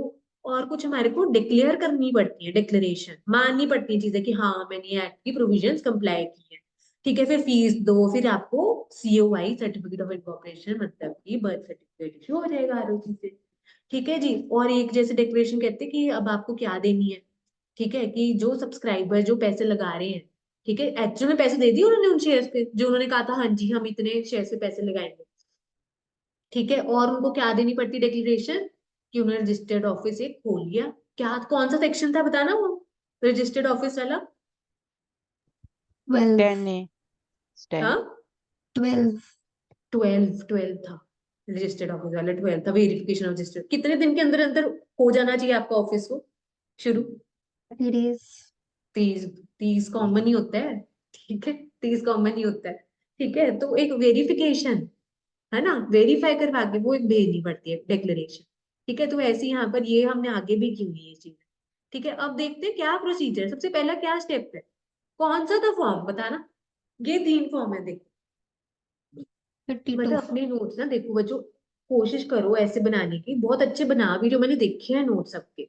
ठीक है जी, मतलब वो ये पेज में देखो। ठीक है, मतलब आप बस एक फॉर्म पढ़िए। अच्छा 32 क्या था शुरुआत में जो भरने बस। ठीक है, 33 34 कौन सा था, एमओ एओ। ठीक है, मतलब आपको पेज में पता हो कि क्या मेन पॉइंट है, कि बस वो पढ़ जाए, मतलब कुछ सेकंड में पूरा टॉपिक कवर हो जाए लास्ट में अगर टाइम कम है हमारा। है ना, जैसे हेडिंग पढ़ा, filing of documents and information register. अब क्या क्या चीजें भेजनी है हमारे को रजिस्ट्रार को भर भर के, है ना, अब वो देखना है। तो सबसे पहला क्या है, एप्लीकेशन किसमें जाएगी, 32 नंबर फॉर्म में। और ये स्पाइस फॉर्म, ठीक है, इनकी क्या है हमारी, ये देखो फुल फॉर्म, ये देखो simplified proforma for incorporating company electronically. ये प्लस का क्या मतलब है। हाँ हाँ, स्पाइस, है ना, स्पाइस प्लस फॉर्म में क्या है, पहले क्या था, फॉर्म डाउनलोड करते थे, भरते थे, अपलोड करते थे। अब क्या है, उसी टाइम भर दो और फिर अपलोड कर दो। ठीक है, ऐसे हो जाएगा हमारा, जैसे वो करते नहीं है, जैसे इनकम टैक्स की वेबसाइट पे हम आईटीआर भर रहे होते हैं, जितनी भर दी सेव होगी, लॉग आउट कर दो, फिर लॉग इन करके आगे भर दी, सबमिट कर दी, ऐसे। ठीक है जी, तो ये था कि ये स्पाइस क्या था, कि ये ना एक नया वर्जन एक तरह से आया इंटीग्रेटेड वेब, मतलब वेबसाइट पे, इनकी एमसी की वेबसाइट पे, कि मतलब वहां पे 10 सर्विसेज ऑफर की जा रही थी, कि किसके द्वारा, ये सरकार के कुछ डिपार्टमेंट ने मिलके यहाँ पर कुछ सर्विसेज स्टार्ट की। ठीक है, मिनिस्ट्री ऑफ कॉर्पोरेट अफेयर्स था यहाँ पे, लेबर था, ठीक है, डिपार्टमेंट ऑफ रेवेन्यू था। ठीक है, ताकि कम से कम टाइम लगे, पैसे लगे, कोई भी काम अपना शुरू करने लगे तो बस फॉर्म भरे अपना खुद से। ठीक है, एंड सारे काम हो जाएंगे, ये किया था। फिर उसके बाद इधर लिखा है कि आपको क्या क्या चीजें करनी पड़ेंगी साथ में, वो फॉर्म के साथ क्या क्या चीजें आपको करनी है, लगानी। Duly signed MO. ठीक है, फॉर्म नंबर 33 और 34 में आपको पहली जन्म पत्री और इधर दूसरी जन्म पत्री भर के साइन करके देनी है। और कौन साइन करेगा ये जन्म पत्रियों के ऊपर, आपको याद है एमओए दिखाया था आपको, एक एक्सट्रैक्ट। ठीक है, सब्सक्राइबर्स टू मेमोरेंडम। ठीक है जी, वो देखते हैं हम सब्सक्राइबर टू मेमोरेंडम का, ये याद है आपको। ठीक है, नोट्स बस अच्छे से अच्छे बनाओ, ताकि बस मन करे पढ़ने का, रोने का ना मन करे फिर आप, है ना, ये ना हो कि हाय, ऐसा ना आए बस रिएक्शन। ठीक है, चलो तभी स्टाइल चेंज किया ना हमने अपना, है ना, ताकि और अच्छे से हम पढ़ पाए। हाँ जी, देखो अब यहाँ पे क्या था, कौन है सब्सक्राइबर्स टू मेमोरेंडम, अलग अलग केसेस यहाँ पर हमने किए थे। ठीक है, अब ये क्या था, जो हर बंदा जो कह रहा है कि मैं पैसे लगाऊंगा, है ना। ईच सब्सक्राइबर, उसको अपना क्या लिखना है, नाम पता, जो भी वो काम कर रहा है, ठीक है। आपको याद है क्या था वो एक्सट्रैक्ट में एमओए के, नेम, एड्रेस, ऑक्यूपेशन, कितने शेयर्स में पैसा लगाना चाह रहे हैं, और एक कम से कम एक विटनेस के सामने वो साइन, तो कम से कम एटलीस्ट वन विटनेस के सामने, ठीक है। और फिर वो विटनेस भी अपने साइन कर देगा, अपने नाम, एड्रेस, ऑक्यूपेशन वो भी लिख देगा। अगर भैया अनपढ़ है तो क्या होएगा, अंगूठा, थंब इम्प्रेशन या मार्क लगा देगा, ठीक है जी। और जो एक और बनता है कि उसके sign, place name of subscriber against और बिलो मार्क, ठीक है, उसका नाम लिखा जाएगा उसके मार्क के थंब इम्प्रेशन के नीचे या साथ में, ठीक है। और वो बंदा जो लिख रहे हैं वो अपने भी साइन कर देगा, ठीक है। और क्या लिख देगा उसके आगे, नेम ऑफ सब्सक्राइबर जिसने अपना अंगूठा लगाया है, और कितने शेयर उसने लिए हैं, ठीक है, जिसमें पैसा लगाना चाह रहा है वो हो जाएगा हमारा। अगर बॉडी कॉर्पोरेट है सब्सक्राइबर, अगर बॉडी कॉर्पोरेट है, ठीक है जी, बॉडी कॉर्पोरेट बहुत वास्ट टर्म है, बहुत सारी चीजें इसमें इंक्लूड हो जाती हैं हमारे, तो कौन करेगा साइन, वो बॉडी कॉर्पोरेट का जो भी डायरेक्टर है, ऑफिसर है या एम्प्लॉय है वो कर देगा। बस वो ऑथराइज होने चाहिए बोर्ड ऑफ डायरेक्टर्स के, परमिशन दी होनी चाहिए, है ना, रेजोल्यूशन या जो भी डिसीजन लेकर, वोटें पड़ी होंगी, इलेक्ट हुआ होंगे। अगर सब्सक्राइबर कौन है, एलएलपी, ठीक है, वे सब्सक्राइबर इज एलएलपी, तो कौन करेगा साइन, एलएलपी भी आपको बताया था ना क्या है, हमारे न्यू सिलेबस में ऐड हो रखे हैं, कंपनी और पार्टनरशिप का मिश्रण है, ठीक है जी। तो यहाँ पे भी कौन होते हैं, पार्टनर्स होते हैं, ठीक है। तो यहाँ पे पार्टनर साइन कर देगा एलएलपी का, और उनको भी किसने ऑथराइज किया, परमिशन दी है, सभी पार्टनर्स, यहाँ पे क्या लिखे, ऑल पार्टनर्स, सभी पार्टनर ने परमिशन दे रखी है यहाँ, ठीक है जी। अच्छा, अगर यहाँ पर क्या है, बाहर का बंदा है, subscriber is foreign national residing outside India, तो यहाँ पे क्या है, देखो नोटराइज करवाना पड़ेगा, ठीक है, नोटराइज करवाना पड़ेगा, वो जो नोटरी ऑफिसर्स होते हैं उनसे साइन स्टैम्प करवाना पड़ेगा आपको, तभी उसको पक्का मानेंगे। पर अगर if such person residing in country, अगर वो जो बाहर का बंदा जो साइन कर रहा है, अगर वो उस कंट्री का पार्ट है, उस कंट्री में रह रहा है, जो उसका देश, तो पर इनका मेंबर ही नहीं है, किसका, ये देखो आपको बताई थी ना, कॉमनवेल्थ या हॉग पोस्टर कन्वेंशन, ठीक है, जैसे हमारी G20 थी, ऐसे करके ये भी हैं, इनमें बहुत सारी कंट्रीज पार्टिसिपेट करके मेंबर्स होती हैं, और डिस्कशंस होती है इनकी, ठीक है। कहते हैं अगर इनकी कंट्री, जिस देश में वो रह रहा है बंदा, वो है ही नहीं इनका पार्ट, तो आपको साथ में नोटरी के अलावा और क्या क्या करवाना पड़ेगा, ये कुछ ऑफिसर्स हैं वो साइन करेंगे तब पक्का माना जाएगा। कौन से यहाँ पे ऑफिसर्स हैं, डिप्लोमेटिक या कॉन्सुलर ऑफिसर, उनका भी सिग्नेचर सही होगा तब वैलिड माना जाएगा, पक्का माना जाएगा। मैम एक बार ये दोबारा समझा दो, ये वाला ही। हाँ जी, हाँ जी, ये ना इन डिटेल मैंने आपको तब बताया था पहले कि ये जो फॉरेन, अगर आप, कौन साइन कर रहे हैं यहाँ पर, अगर कोई फॉरेनर है, ठीक है, अभी तो नॉर्मल सी बात कर रहे थे ना कि इंडियन है, इंडियन अगर अनपढ़ है, अगर इंडियन कौन है, बॉडी कॉर्पोरेट है जिसने साइन करनी, या वो एलएलपी है, डिफरेंट डिफरेंट फॉर्म्स का किया था।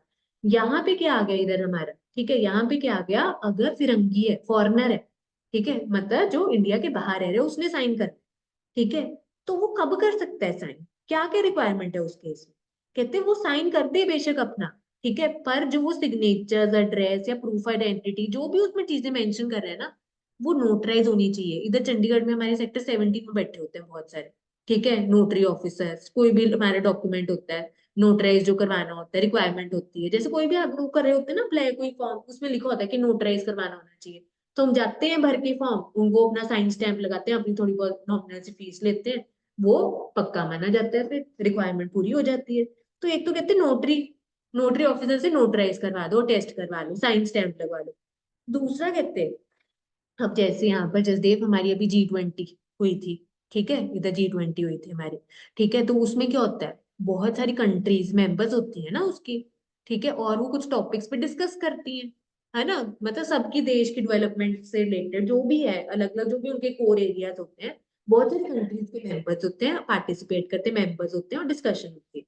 ऐसी दो ये हैं, जैसे G20 ऐसी एक कॉमनवेल्थ है और एक हॉग अपोस्टल कन्वेंशन, ठीक है, ऐसी यहाँ पर भी क्या होता है, बहुत सारी कंट्रीज इनके मेंबर्स होते हैं, डिस्कशंस होती है, बात होती है, कुछ इंस्ट्रूमेंट से रिलेटेड जो भी है, डेवलपमेंट से रिलेटेड वो, तो कहते हैं ये जो बाहर का, ये जो बंदा है जो साइन कर रहा है, अगर ये ये जो इसका देश है, जिस देश में रह रहा है, इसका पार्ट ही नहीं, मेंबर ही नहीं है, तो फिर हमारे को क्या है, एक ना कंफर्मिटी चाहिए होगी पक्के तौर पे, ठीक है, मतलब हम कब मानेंगे पक्का, ठीक है, कब मानेंगे पक्का? नोटरी के साथ साथ आपको ये ऑफिसर से, डिप्लोमेटिक या कंसुलर ऑफिसर होता है, उसके भी सिग्नेचर चाहिए तब पक्का माने। ठीक है, और थोड़ा सा अगर आपको थोड़ा सा हल्का सा ये इसके बारे में बताऊं, इनमें क्या होता है कि जैसे कुछ कॉन्ट्रैक्ट्स कर रही है ना एक देश दूसरे देश के साथ, ठीक है, जैसे यूएसए और इंडिया आपस में क्या कर रहे हैं, कुछ कॉन्ट्रैक्ट्स कर रहे हैं, ठीक है। तो यहाँ पर भी क्या होएगा, ये वाली कंट्री जहाँ पे बन रहा है कॉन्ट्रैक्ट, ठीक है, मतलब कहते हैं सारी चीजें इधर भी फॉर्मेलिटीज कंप्लाई होनी चाहिए, साइन स्टैम्प सब कुछ वगैरह। तो अगर आपकी कंट्री इसका पार्ट है ना, ये हो जो कोस्टल कन्वेंशन 1960, वो कहते हैं कि फिर आपको यहाँ पर दूसरी कंट्री में फिर से वो चीजें करने की जरूरत नहीं। समझ आया आपको? पर अगर उसका देश इसका मेंबर ही नहीं है तो कैसे हम इसको एग्जामिशन दे दें? हम कहते हैं कि फिर आप ये ऑफिसर से टेस्ट करवा लो तब पक्का मैं। अब आप देखो इतने सारे आप लाइसेंस अप्लाई करते हो या कोई और फॉर्म भरते हो, ठीक है, सरकार कैसे आप पे विश्वास कर ले? तभी तो इतनी सारी फॉर्मेलिटीज लिखी होती है ना कि ये सर्टिफिकेट दो, ये नोटराइज कराओ अपने वो ऑथराइज्ड ऑफिसर से या गवर्नमेंट ऑफिसर से या कुछ भी, उसमें तभी तो ये लिखी होती है मेंशन, ताकि आपको एक वो पक्की हो जाए वो चीजें। हाँ जी, समझ आया ये वाला पॉइंट? बोलो जी बोलो। Yes ma'am. ये था यहाँ पर।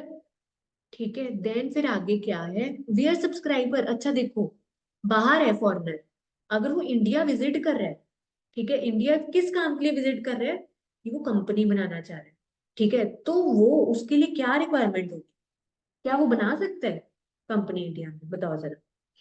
इनकॉर्पोरेशन अलाउड, पर उसके पास क्या होना चाहिए, जैसे स्टूडेंट वीजा बिजनेस सुना होगा वीजा। आपने, हाँ, बिजनेस वीजा होना चाहिए कि बिजनेस करने आ रहे हैं इंडिया में, भारत में बाहर का बंदा बिजनेस करने आ रहा है, ठीक है। और कहते हैं कि अगर वो बंदा क्या है, पर्सन ऑफ इंडियन ओरिजिन या overseas Indian citizen origin. Of India, उसके दादा परदादे या जो भी रूट्स कहाँ पे है, इंडिया, इंडिया में। ठीक है। तो एक तरह से वो उसको इनडायरेक्टली हम क्या मान लें कि मतलब उसके वो खुद नहीं था इंडिया में, उसके दादा दादी या बाहर ऊपर रूट्स उसके इंडिया में थे, तो आपको बिजनेस वीजा की रिक्वायरमेंट है। ये था पॉइंट यहाँ पर। हाँ जी बोलो जी बोलो, समझ आया इधर? चले आगे। Yes ma'am. ठीक है, एक सेक्शन 3 था हमारा, एक सेक्शन 7 था जिसमें काफी सारी चीजें थी हमारे। अब आगे देखो इधर। अच्छा आपको पता है, एक फॉर्म नंबर 8 था, एक 9 था, क्या था उसमें? कुछ डिक्लेरेशन थी। अच्छा 8 में क्या था? अच्छा दो लोग देते होते हैं, दो लोग, दो तरह के लोग, दो तरह के लोग देते होते हैं डिक्लेरेशन, कौन थे? Professionals and subscribers. हाँ हाँ हाँ हाँ बिल्कुल ठीक, एक मैंने आपको कहा था इसकी हेडिंग हम बना सकते हैं कि एक प्रोफेशनल्स हो गए, प्रोफेशनल वो सीए कॉस्ट अकाउंटेंट लॉयर ये सब इन प्रैक्टिस, है ना। और साथ में कौन?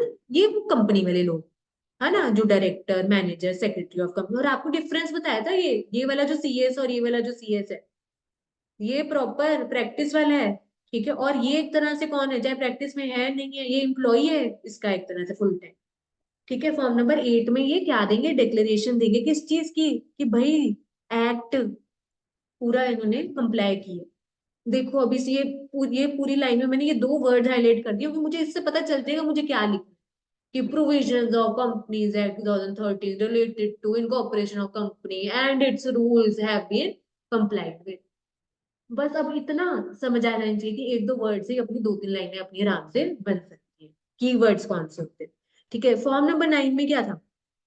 हाँ जी, फॉर्म नंबर 9 में क्या था, सब्सक्राइबर टू मेमोरेंडम, ठीक है, जो लोग पैसा लगा रहे हैं एंड जो उनमें से जो अब कौन बनेंगे, पहले डायरेक्टर्स, ठीक है, वो डिक्लेयर कर रहे हैं, है ना, कि क्या हमने कोई गुनाह नहीं किया कंपनी बनाते टाइम पे या प्रमोट करते टाइम पे, और ना ही हमने कुछ फ्रॉड वगैरह या कुछ ऐसा काम किया है, ठीक है। और मतलब और पिछले 5 साल तक हमने ऐसा कोई काम नहीं किया, पिछले 5 साल का हमारा ट्रैक रिकॉर्ड एकदम सही है, कोई ऐसा नहीं काम किया आपने पिछले 5 साल, ठीक है। तो एक तरह से यहाँ पे 5 साल की लिमिट दे रखी कि पिछले 5 साल का ट्रैक रिकॉर्ड इनका सही होना चाहिए, तभी ये क्या अपनी डिक्लेरेशन दे सकते हैं और ये कर सकते हैं। फॉर्म नंबर 8 में वो प्रोफेशनल थे, ठीक है, और कुछ कंपनी के लोग थे। और इधर कौन थे फॉर्म नंबर 9 में? शुरुआत वाले लोग जो पैसा लगा रहे हैं और उनमें से जो फर्स्ट डायरेक्टर्स बने, ठीक है जी, ये किया था। एंड मैम आपको अगर कोई ब्रीच ऑफ एक्ट किया हो तो? हाँ, तो ये नहीं है एलिजिबल।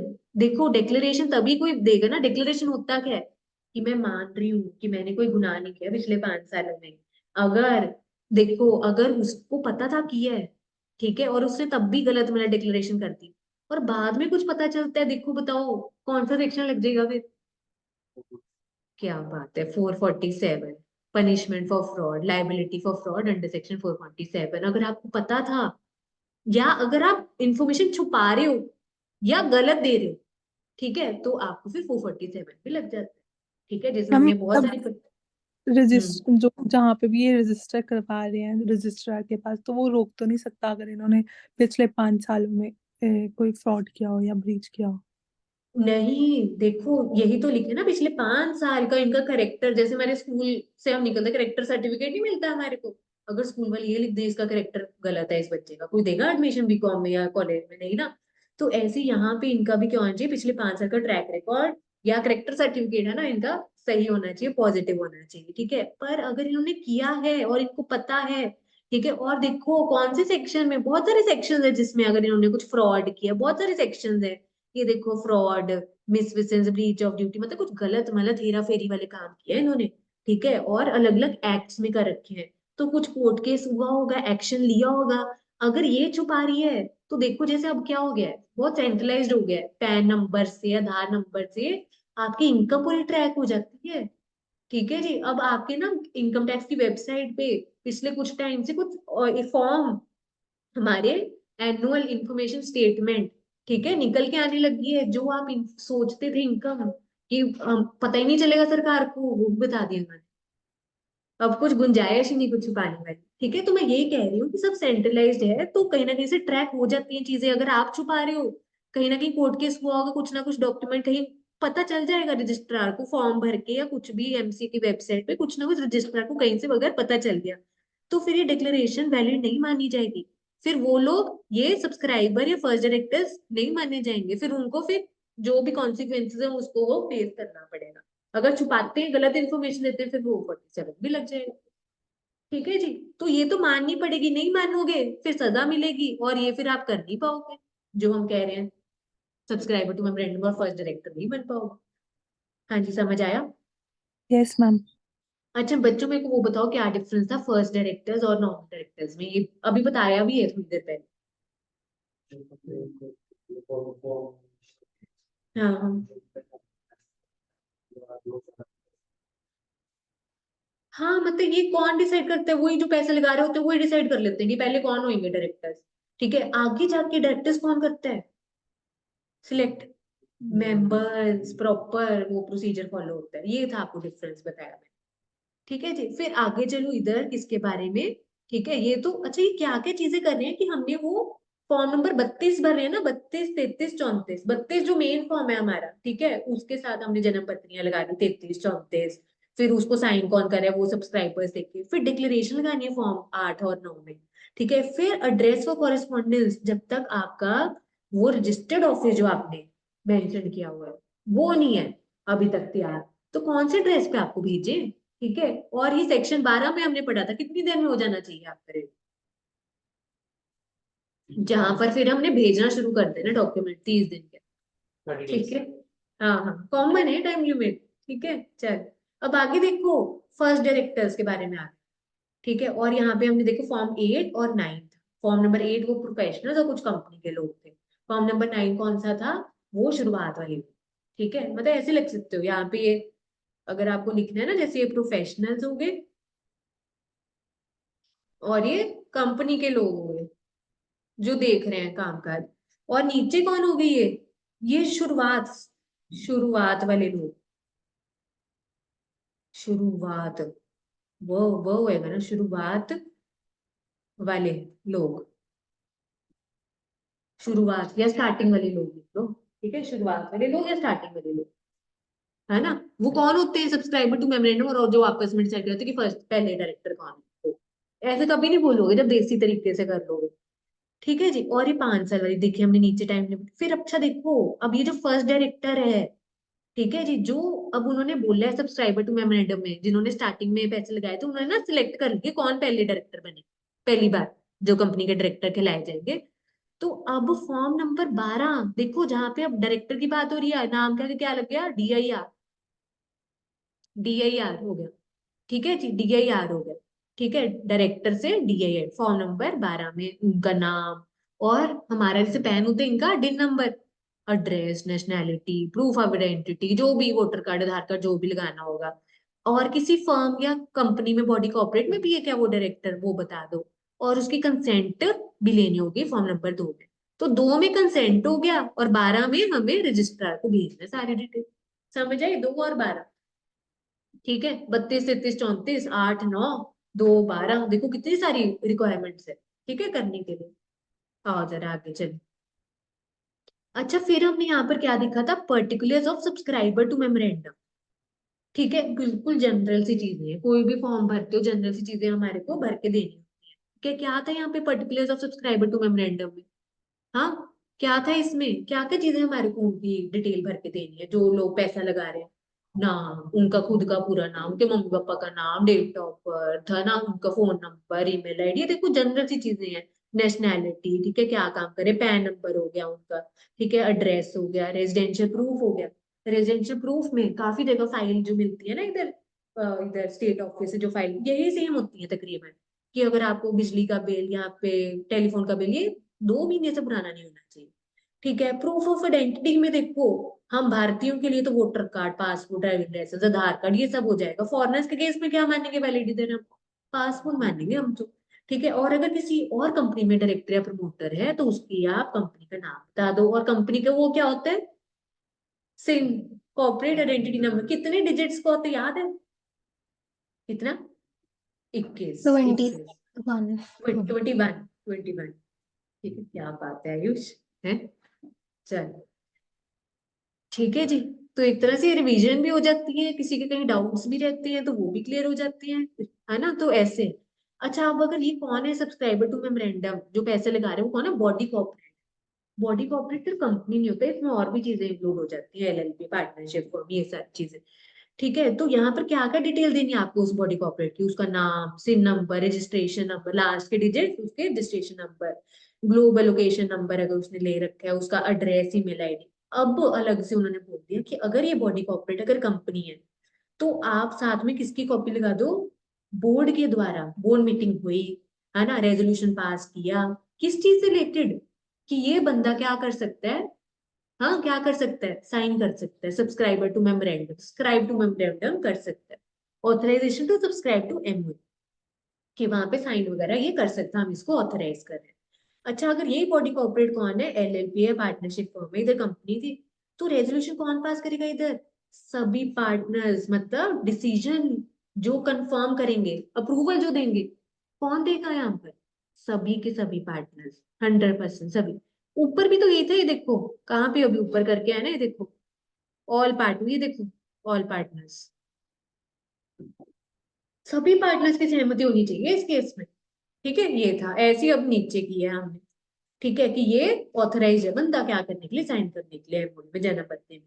अगर फॉरेनर, फॉरेन की बॉडी कॉर्पोरेट है, ठीक है, तो आपको क्या लगाना है साथ में, सर्टिफिकेट ऑफ इनकॉर्पोरेशन और साथ में उसका एड्रेस। ठीक है, उसकी बर्थ सर्टिफिकेट लगा दो, वो हमारे लिए सफिशियंट होगा। ठीक है, तो जो लोग पैसा लगा रहे हैं शुरुआत में, उनकी ये डिटेल भी बतानी है हमें। ठीक है जी, चलो जी, चलो। अच्छा, फिर ये क्या था ऑब्जेक्ट्स वाला, भाई अगर ऐसे ऑब्जेक्ट्स हैं जिसके लिए आपको सरकार की किसी की परमिशन चाहिए, अप्रूवल चाहिए, तो वो अप्रूवल की कॉपी लगा दो बस साथ में। ठीक है, ये किया था हमने। फिर फॉर्म नंबर 11, शगुन, क्या होता है लास्ट में, है ना, देखो सब डिसाइड होगी शादी शुदी, बस हम लास्ट में क्या देते हैं, बस वो शगन डालते हैं लास्ट में, है ना, ये क्या है, बर्थ सर्टिफिकेट इशू हो रहा है, COI, certificate of incorporation, form number 11 में। ठीक है, और इनकॉर्पोरेशन वाले INC वाले, डायरेक्टर वाले DIR, मैनेजमेंट वाले MG। ठीक है, ये किया था, उसमें कंपनी का नाम, कब इशू हुआ, CIN number, signature of registrar seal के साथ, ठीक है, पैन नंबर अगर इशू हुआ है वो हो जाएगा। ठीक है, तो यहाँ पर एक ये एविडेंस है, प्रूफ है कि ये क्या है, सेपरेट लीगल आइडेंटिटी है। ठीक है, और विद परपेचुअल सक्सेशन है। ठीक है, अच्छा, पहले कहते हैं ना, बर्थ सर्टिफिकेट को, CI को हम एक पक्का सबूत मानते थे कि सब सही किए। ठीक है, तो कहते हैं अब भी वही मानते कि सब सही किए कंपनी में, तभी बर्थ सर्टिफिकेट इशू हो रहा है, CY। पर कहते अब हम ये नहीं मानेंगे कि बर्थ सर्टिफिकेट या COI आपका इशू हो गया, तो ये इशू होने से पहले, प्रायर टू इनकॉर्पोरेशन, आपने सब सही किया, हम उसकी गारंटी नहीं ले रहे। ठीक है, सरकार कहती है ठीक है सर्टिफिकेट आपका इशू हुआ, पर सर्टिफिकेट इशू होने से पहले अगर आपने कुछ गलत काम किया, हम उसको वो नहीं कर रहे, उसकी सहमति नहीं दे रहे, उसकी हम जिम्मेदारी उस डेट ऑनवर्ड्स की। हाँ ठीक है, हाँ जी समझ आया इधर बच्चों? जसदेव, सारा, यस मैम। मनदीप, अखिल, मुस्कान। मैम ये निधि कंपनी एक बार बता दो। अच्छा, ये निधि कंपनी का क्या था याद है? प्रीलिमिनरी में हमने किया था निधि कंपनी का, जो मेंबर्स लिए बनी होती है और मनी कैसे सेव करनी है, कहाँ लगानी है, उसके बारे में भी। ठीक है, तो ये जो ऊपर हमने डिक्लेरेशन की थी ना, ये देखो कि कुछ अप्रूवल करनी है ना, अगर आपके एमओए में क्या मेंशन होते हैं, बताना जरा क्या मेंशन होते हैं ऑब्जेक्ट। जनरल? ऑब्जेक्ट्स, जिस पर्पस के लिए कंपनी बनी है, क्या क्या काम करने के लिए एलिजिबल है। ठीक है, तो कई बार क्या होता है कि कुछ कामों के लिए, काम करने के लिए हमारे को पहले परमिशन लेनी होती है। जैसे आपको बताया नहीं था कि अगर आपके नाम में इंश्योरेंस वर्ड आ रहे हैं तो आपको IRDA, insurance regulatory development authority, है ना, उनसे परमिशन लेनी होगी। तो ऐसे यहाँ पे कहते हैं निधि कंपनी के केस में भी क्या है, declaration by central government under section 40C 406 to be obtained before commencing business. अब यहाँ पे निधि कंपनी के केस में भी यही है। ऐसे यहाँ पर बोला है, सब कंपनीज के केस में ये बोला हुआ है क्या, अगर आपका ऐसा काम है जिसके लिए परमिशन चाहिए तो आप पहले परमिशन लो, तब काम शुरू कर पाओगे आप आगे। सेम यहाँ पे निधि कंपनी में भी बोला है, इनका सेक्शन 406 है, जिसमें इसमें इन्होंने बोला है कि आपको पहले सरकार से क्या लेनी पड़ेगी, अप्रूवल लेना पड़ेगा, तभी आप काम काज शुरू कर सकते हो। ठीक है, एट दिस, और कब देना आपको ये लेकर, जब आप कंपनी बना रहे हो तभी आपको ये सबमिट करना होगा। ऐसे ही यहाँ पर अगर किसी की अप्रूवल चाहिए सरकारी अथॉरिटी की, तो आपको वो लेकर देना पड़ेगा, तभी आप आगे बढ़ सकते हो, कंपनी इनकॉर्पोरेट आगे कर सकते हो, काम कर सकते हो, ये बोलो। हाँ जी समझ आया? Yes ma'am. ठीक है, चलो जी, फॉर्म नंबर 11 शगुन वाला था। अब आगे क्या हो गया, उसमें शगुन में फॉर्म नंबर 11 में बर्थ सर्टिफिकेट सीओआई में क्या मेंशन था, सिन नंबर। ठीक है जी, तो जिस डेट पे ये इशू है उसी डेट पे वो क्या हो जाता है लॉट, सिन नंबर। ठीक है, एक ये सब कंपनीज के लिए अलग होता है। 21 इसमें होते हैं क्या, अल्फा न्यूमेरिक डिजिट, मतलब कुछ अल्फाबेट्स होते हैं, कुछ न्यूमरल्स होते हैं, ये था। ठीक है, अच्छा ये फिर एग्जांपल किया था हमने, याद है आपको, इन्फोसिस कंपनी वाला, आपको मैंने दिखाया भी था एमसी की वेबसाइट पे, अगर याद हो। ठीक है, ऐसे निकालते हैं, याद है कहाँ से किया था हमने? एमसी की वेबसाइट जाके मास्टर डाटा निकाला था, मास्टर डाटा में कंपनी का नाम सर्च किया, सिन नंबर ओपन किया, है ना, ये चीजें। पहला कैरेक्टर होता है लिस्ट, लिस्टेड है या अनलिस्टेड है। ठीक है, ये हो गया। फिर उसके बाद हमारे नेक्स्ट 5 डिजिट होते हैं इंडस्ट्री, जिस इंडस्ट्री में काम करोगे उसका कुछ स्पेसिफिक कोड होता है। नेक्स्ट 2 लेटर, जिस स्टेट में आप काम करो, कर्नाटक है तो KA हो गया।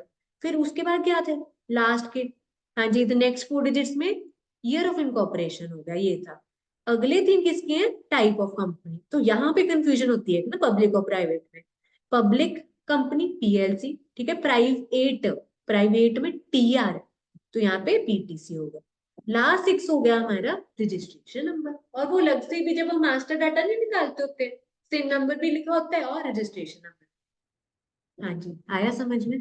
ठीक है, तो 21 ये उसका अल्फान्यूमेरिक डिजिट्स का है।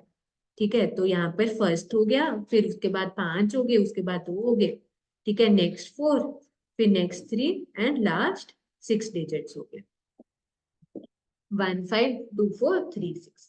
वैसे इतना ऐसे अलग से नहीं आ सकता, बाई चांस कुछ MCQ का नहीं पार्ट बन जाए तो वो तो जैसे सपोज ऐसे MCQ में भी आ सकते हैं, जैसे ना किसी कंपनी का उन्होंने ऐसे दे दिया सपोज सेम नंबर, है ना, और इसमें से सपोज पूछ लिया 1981, ये क्या रिप्रेजेंट कर रहा है, ऑप्शन ABCD।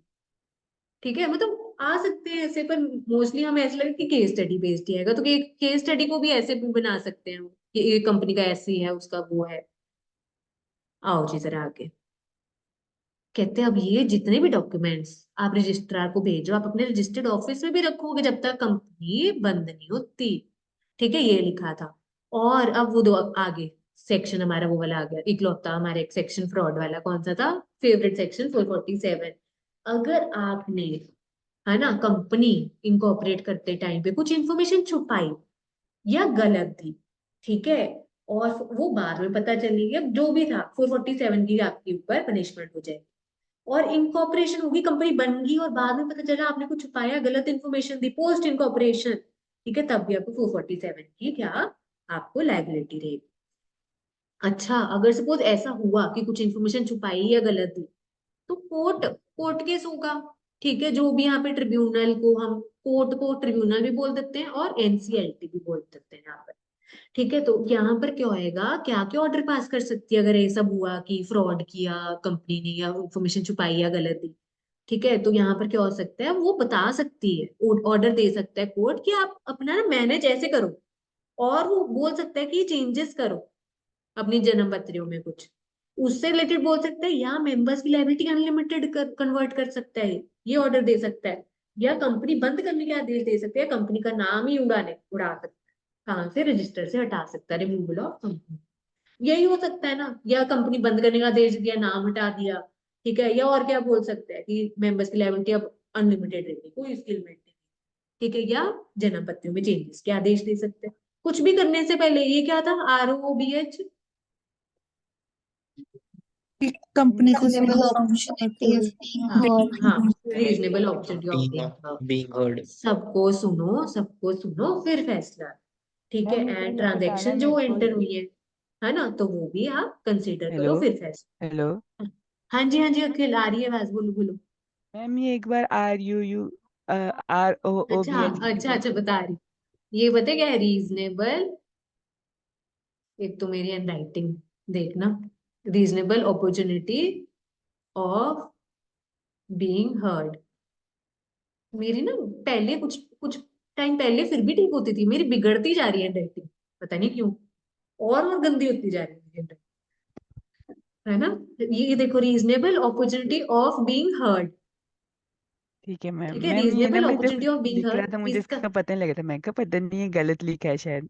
अच्छा नहीं नहीं, ये reasonable opportunity of being heard मतलब कुछ भी फैसला लेने से पहले दूसरों को मौका दो, उनको भी सुनो, reasonable opportunity of being heard. ठीक है, चल, ये किया था। अच्छा, सेक्शन 8 क्या था। NPO. NGOs हाँ, और यहाँ पे आयुष ने बताई थी क्या थी शॉर्टकट, हाँ OPD वाली, ठीक है। OPD. OPD हाँ हाँ, OPD वाली या DOP, डिपार्टमेंट ऑफ पोस्ट वाली, है ना, यहाँ पे क्या था।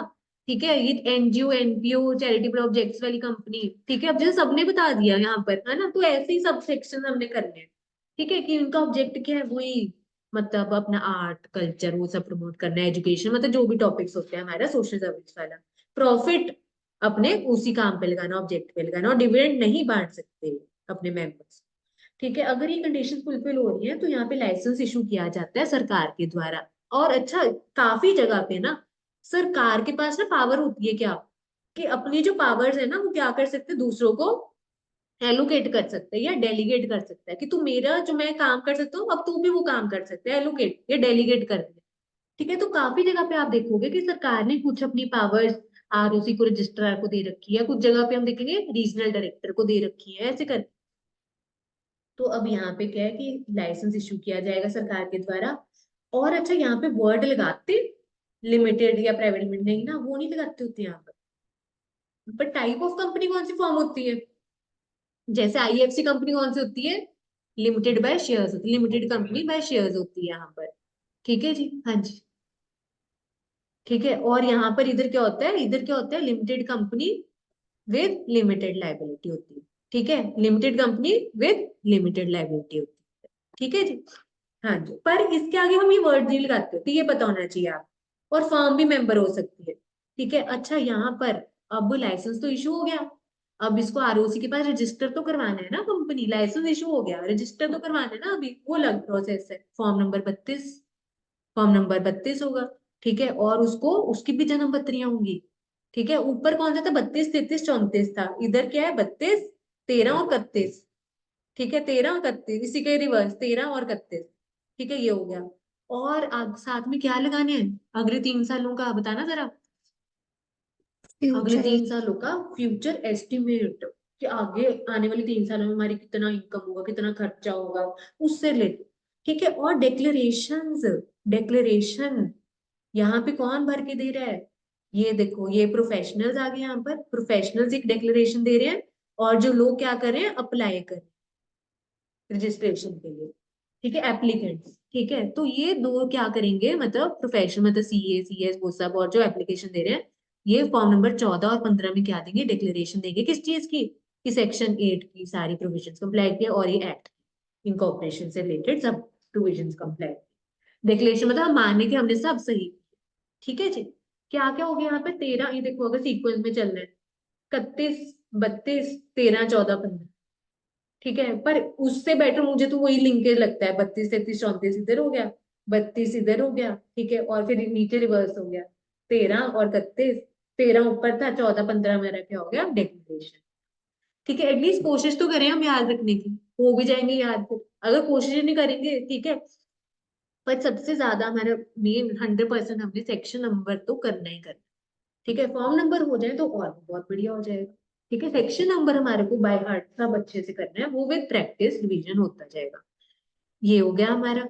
मैम सब सेक्शंस भी करने जरूरी है या सेक्शंस कर लो उतना ही बहुत है? अब देखो मेन क्या है, मैंने हमेशा आपको बोला है सेक्शन मेन आपका 100%, हमने सेक्शन तो करने ही करने। ठीक है, और वो हो भी जाएंगे, कोई ऐसी बड़ी बात नहीं है इसमें। अब हर सेक्शन का क्या होता है कि किसी का एक सब सेक्शन हो गया, किसी के 2 हो गए, कईयों का फिर आगे ऐसे ए बी, कईयों का ऐसे भी चलता रहता है, जैसे आपको बताया था सेक्शन सब सेक्शन, फिर आगे उसका क्लॉज सब क्लॉज ऐसे करके। तो वो सेम सीक्वेंस में कई बार याद रखना ना मुश्किल हो जाता है। तो मैंने आपको बताया भी था कुछ चैप्टर्स में कि जिसके साथ मैंने आपको कहा था सब क्लॉज के साथ आप करना, तो मैंने आपको स्पेसिफिक बताए थे कुछ चैप्टर्स में आपको कि ये सब सेक्शन के साथ करना। जैसे कि अब आगे आपका ऑडिटर वाला है, ठीक है, उसमें 1 सेक्शन 143 3 सब सेक्शन है। ठीक है, आपको मैंने 1 2 जगह पे और भी बताया था सब सेक्शन। देखो जितना मैं कोई वो नहीं कह रही कि जितना ज्यादा याद रख पाओगे बहुत अच्छी बात है, बस आपको एक प्रायोरिटी अलॉट करनी पड़ेगी। आपको ये समझना पड़ेगा कि प्रायोरिटी क्या है। प्रायोरिटी है हमारे सेक्शन नंबर, उसके बाद अगर आप sub section clause number point wise वो सारे याद रख पाओ बहुत बढ़िया है। ठीक है, फॉर्म नंबर भी याद रख पाओ बहुत बढ़िया है। ठीक है, ऐसे बहुत सारी पनिशमेंट है पेनल्टीज है वो भी याद रख पाओ बहुत बढ़िया है। ठीक है, कोशिश हमारी ये है, अगर सारा हो जाए तो बहुत अच्छी बात है, 100% करके जाना है, हो जाएगा। पर आपको एक मैंने प्रायोरिटी दी है कि क्या प्रायोरिटी रखनी है, हमने सेक्शन नंबर रखने हैं। ठीक है, उसके बाद ये सब सेक्शन वगैरह क्लॉज वगैरह, क्योंकि वो पॉइंट वाइज रखना बहुत मुश्किल हो जाता है। जिसका सब सेक्शन रखना होगा यार, मैंने कुछ चैप्टर में बताया भी और आगे भी मैं बताऊंगी उसका सेक्शन नंबर रखा याद रख। हाँ जी, क्लियर हुआ इधर, बोलो जी बोलो। Yes ma'am.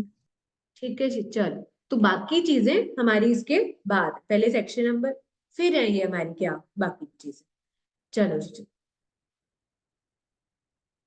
हाँ जी, ऑल्टरेशन ऑफ एमओ एओए, कहते हैं अगर आपको जन्म पत्री में क्या करनी है, चेंजेस करनी है, ठीक है, तो आपको सरकार की परमिशन चाहिए होगी। और यहाँ पे पहली जन्म पत्री के केस में आपको सेंट्रल गवर्नमेंट की चाहिए और दूसरे में भी सेंट्रल गवर्नमेंट में। अब सरकार ने यहाँ पे क्या कर दी, अपनी ये पावर डेलीगेट कर दी, दे दी आगे, किसको दे दी, इधर सरकार ने रीजनल डायरेक्टर को दे दी और इधर आरओसी को दे दी। तो इनसे भी अब हम परमिशन ले सकते हैं, कुछ भी चेंजेस करनी है हमने। ठीक है जी, फिर आगे हमारा इधर क्या हो गया, कन्वर्ट कर रहे हैं सेक्शन 8 कंपनी को किसी और तरह की कंपनी में। देख रहे हो आप यहाँ पर सेक्शन 8 को किसी और तरह टाइप ऑफ कंपनी में हम कन्वर्ट करें, तो उसके लिए क्या चाहिए होगा, स्पेशल रेजोल्यूशन पास करना पड़ेगा हमारे को। ठीक है, फिर जो आप मीटिंग बुला रहे हो, ठीक है, वो नोटिस के साथ बुलावे के साथ एक स्टेटमेंट भी अटैच करते होते हैं जिसको बोलते हैं हम एक्सप्लेनेटरी स्टेटमेंट।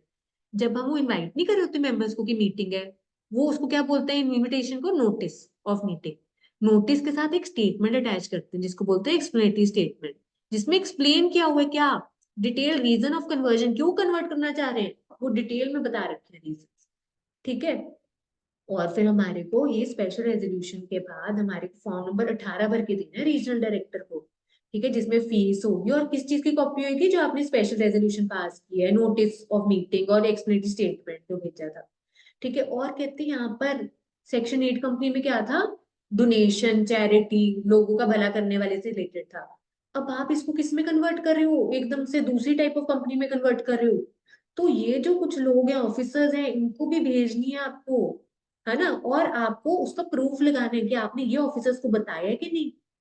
हाँ, तो आपको इसका प्रूफ भी लगाना है ना, जैसे अगर आपने पोस्ट करवाया या कुछ करे है तो आपको प्रूफ लगाना है। और ये कौन कौन से ऑफिसर्स थे आपको, जैसे मैंने आपको बताया था COI था, ये देखो इसका CCCIO, तो सर्टिफिकेट ऑफ इनकॉर्पोरेशन से इसको ध्यान रख सकते हैं, सी का 3 पॉइंट। जैसे चैरिटी कमिश्नर, चैरिटी कर रहे हैं ना एक तरह से यहाँ पे सेक्शन 8 में, अब वो कन्वर्ट हो रहे हैं दूसरे फॉर्म में, तो चैरिटी कमिश्नर को भी पता होना चाहिए। ठीक है, चीफ सेक्रेटरी ऑफ स्टेट, ठीक है, chief commissioner of income tax officer और सरकारी डिपार्टमेंट जिसका कंट्रोल है कंपनी के ऊपर। ठीक है जी, और अगर इनको लगा कि हमारे को कुछ बताना है या अपनी बात रखनी है, किसको, आरडी को, रीजनल डायरेक्टर को, तो वो क्या कर सकते हैं, अपनी बात रख सकते हैं। कितने दिन का उनको टाइम मिलेगा, इधर डबल टाइम, जैसे 30 दिन होता है ना, यहाँ पे डबल है, कितना, 60 दिन का टाइम इनको मिला है। अगर आपको अपनी कुछ बात रखनी है, आपको कुछ ऑब्जेक्शन है कि कन्वर्ट हो रही है सेक्शन 8 कंपनी दूसरी, कुछ भी है बात, 60 दिन में आप अपनी बात रख सकते हो, उसके बाद नहीं आपको मौका मिलेगा। ठीक है जी, चले आगे। हाँ जी, फिर आगे ये सारा करने के बाद फॉर्म नंबर 18 में ये सारी चीजें भेजनी है हमारे को, और ये प्रूफ लगा के भेजना है कि ये इनको भी बता दिया आपने, और उनको 60 दिन का टाइम मिलेगा कुछ पेश करने का। फिर आपको देखो, ये जो आपने एप्लीकेशन फॉर्म नंबर 18 में आरडी को दी है, ठीक है जी, वो रजिस्ट्रार को भी भेजनी है आप, ठीक है, रीजनल डायरेक्टर को भी भेजो, रजिस्ट्रार को भी भेजनी है। ठीक है, और आपको जब आपने एप्लीकेशन दी ना फॉर्म नंबर 18 में रीजनल डायरेक्टर को, उसके 1 हफ्ते के अंदर अंदर आपको क्या करना है, हाँ जी, क्या करना है आपको, एक तो अखबार में छपवाना है और अपनी वेबसाइट पे भी अपलोड करना है, क्या चीज, फॉर्म नंबर 19। ठीक है, फॉर्म नंबर 19 इसी से रिलेटेड ही हम कन्वर्ट कर रहे हैं दूसरी कंपनी। ठीक है, उसका एक नोटिस कौन से फॉर्मेट में, फॉर्म नंबर 19 में। ठीक है, अखबार में भी छपेगा और वेबसाइट पे भी जाएगा, कंपनी की वेबसाइट। ये ये क्या टॉपिक पढ़ रहे हैं हम, बताना, आ रहे समझ में, कि ऊपर ऊपर से यस जा रहे मैम। हैं, Yes, ma'am. है ना, ये क्या आ रहा है हमारा, ये कन्वर्ट कर रहे हैं, ये देखो, conversion of section 8 section 8 company to other. ठीक है, स्पेशल रेजोल्यूशन पास किया, स्टेटमेंट लगाई नोटिस के साथ। ठीक है जी, और फॉर्म नंबर 18 में वही तीनों चीजें चल जाएंगी, स्पेशल रेजोल्यूशन, वो जो इनवाइट किया था नोटिस, नोटिस के साथ स्टेटमेंट। ठीक है, और ये सारी चीजें हमने एक प्रूफ लगाना है कि ये सीओआई है ना, इनको भेजिए कि नहीं, इनको बताया कि नहीं, 60 दिन का इनको मौका मिलेगा। ठीक है, और 1 हफ्ते के अंदर अंदर फॉर्म नंबर 19 में हमारे को क्या करना है, छपवाना है। ठीक है, ये किया। और कंपनी ने क्या की हुई है, ऐसी तो ना कन्वर्ट हो रही होगी दूसरी टाइप ऑफ कंपनी में। ठीक है, सारी की सारी फाइनेंशियल स्टेटमेंट, एनुअल रिटर्न उन्होंने सब फाइल की है, सबमिट की है, up to financial year preceding submission of application to R.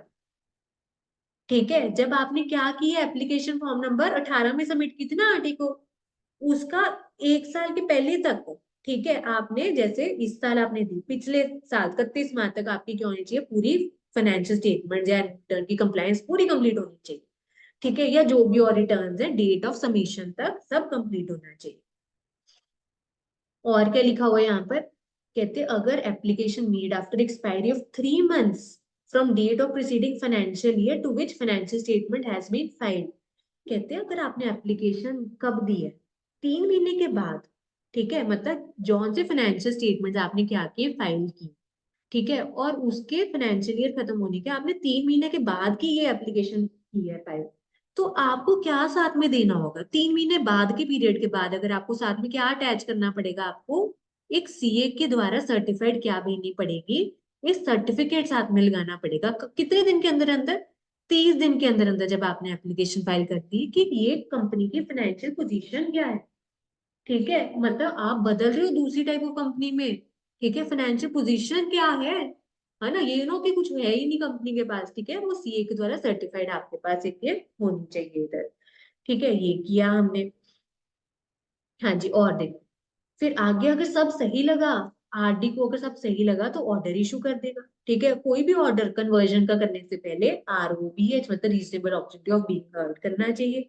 ठीक है जी, और उसके बाद जब आपको अप्रूवल मिल गया आरडी का, फिर आप क्या कर दो, स्पेशल रेजोल्यूशन पास करके अपनी जन्म पत्रियों में चेंज कर दो, आप सेक्शन 8 कंपनी दूसरे टाइप ऑफ कंपनी में कन्वर्ट हो जाओगे। और रजिस्टर क्या कर देगा, रजिस्ट्रार रजिस्टर करके आपको नया सर्टिफिकेट ऑफ इनकॉर्पोरेशन इशू कर देगा। हाँ जी, ये वाला समझ आया, बोलो जी बोलो बच्चों। Yes ma'am.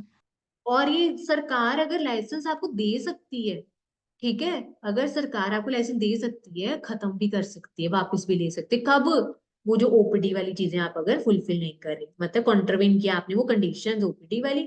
ठीक है, और दूसरा आपने कुछ फ्रॉडुलेंट तरीके से काम किया, कुछ फ्रॉड किया आपने, कुछ गलत मलत किया है, लोगों के, आम जनता के हित के खिलाफ किए जाके। और फिर आपके जब लाइसेंस रद्द हो जाएगा, फिर आपके नाम के आगे क्या लग जाएगा, लिमिटेड या प्राइवेट लिमिटेड भी लग जाएगा, और वही आरओबी है, reasonable opportunity of being heard देना है। ठीक है जी, और जब एक्चुअल में रिवोक हो गया, उसके बाद देखो, आपको याद है ये हमने चीजें की थी कि क्या ऑर्डर पास कर सकती है सरकार, ये मैं आपको थोड़ा सा जूम करके दिखाती हूँ, ये क्या ऑर्डर पास कर सकती है, देखो कि कंपनी बंद करो, ठीक है, कंपनी बंद करो, और जो उसमें पैसे बचे हुए हैं वो कहाँ ट्रांसफर कर दो, कोई ऐसी सिमिलर कंपनी जो सेम काम कर रही है, जैसे एजुकेशन वाला कंपनी की बात हो रही है, एजुकेशन से रिलेटेड ही डील कर रही है, सेक्शन 8 कंपनी, उसमें ट्रांसफर कर दो। या और कहाँ कर सकते हो ट्रांसफर पैसा, आईबीएफ फंड, कौन सा था, इंसॉल्वेंसी बैंकरप्सी फंड, ठीक है जी, इंसॉल्वेंसी बैंकरप्सी फंड, या उसमें डाल दो, ठीक है, या सिमिलर कंपनी सेक्शन, या सेक्शन 8 कंपनी सिमिलर वाली में डाल दो, या आईबीएफ फंड में डाल दो। या दूसरा, सेंट्रल गवर्नमेंट और क्या आदेश दे सकती है कि भाई अगर खुद से नहीं हो रहा, किसी और कंपनी के साथ मिलकर काम कर लो, सिमिलर कंपनी, है ना, मतलब सेक्शन 8 कंपनी जो सेम काम में डील कर रही है, जैसे एजुकेशन ही प्रोवाइड कर रही है, खुद नहीं हो रहा, उनके साथ मिलकर करो, मतलब अमेलगमेंट, यहाँ पे अमेलगम, इधर बंद करने के आदेश दे दिए थे और इधर दूसरे के साथ जुड़ने के आदेश दे दिए, इधर बंद के आदेश, ठीक है, और इधर जुड़ने के आदेश, दूसरे के साथ जुड़ने के आदेश। और जब बंद की बात होती है, देखो जो पैसा बच गया फिर वो कहीं ना कहीं तो ट्रांसफर करना है, तो उन्होंने बोल दिया कहाँ कर दो, दूसरी कंपनी में कर दो या आईपी फंड में कर दो, ये किया था हमने।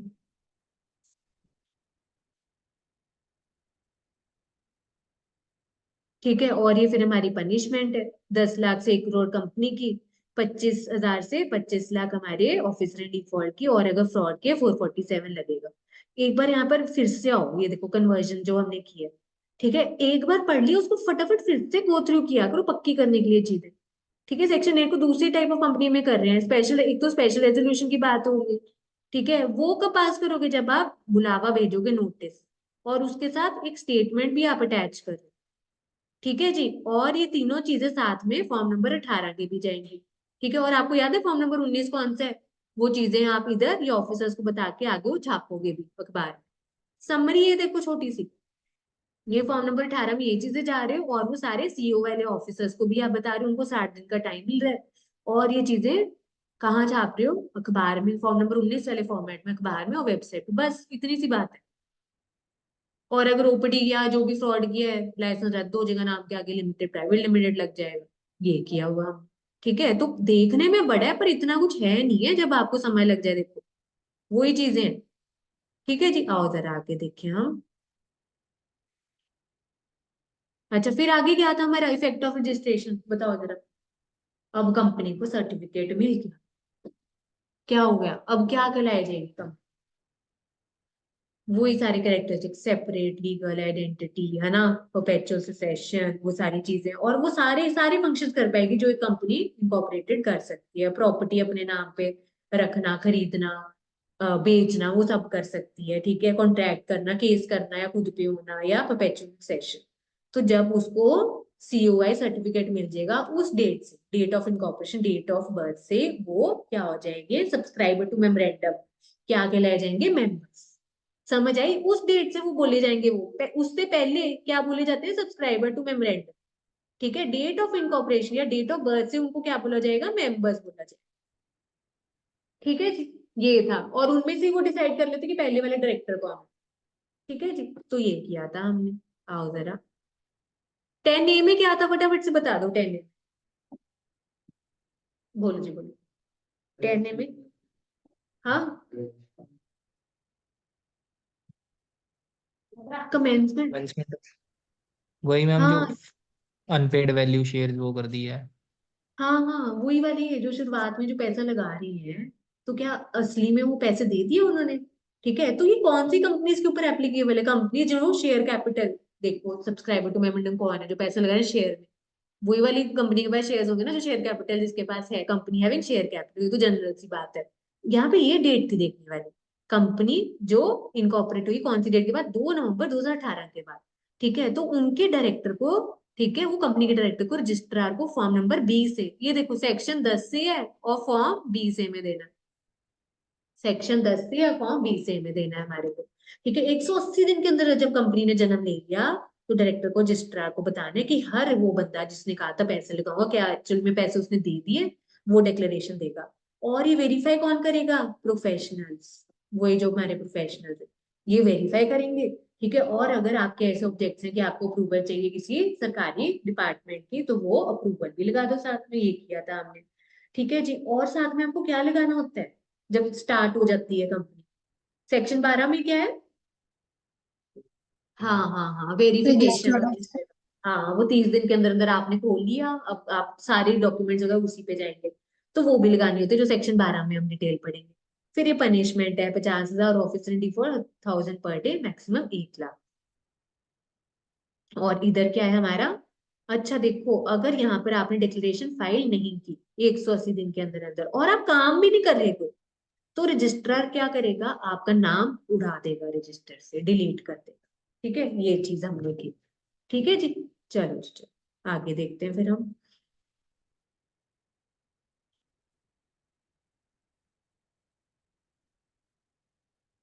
ठीक है, आगे क्या है हमारा? सेक्शन 4। ठीक है ना टाइम? आपकी क्लास कितने बजे? नेक्स्ट सेशन कब है आपका? अच्छा, आपका तो थ्री है थर्टी 3:30। क्या ले सकते हैं हम थोड़ा सा और टाइम? हाँ कि नहीं? बोलो, बताओ बच्चों। कर लेते हैं मैम, कोई बात नहीं। अच्छा, ठीक है ठीक है।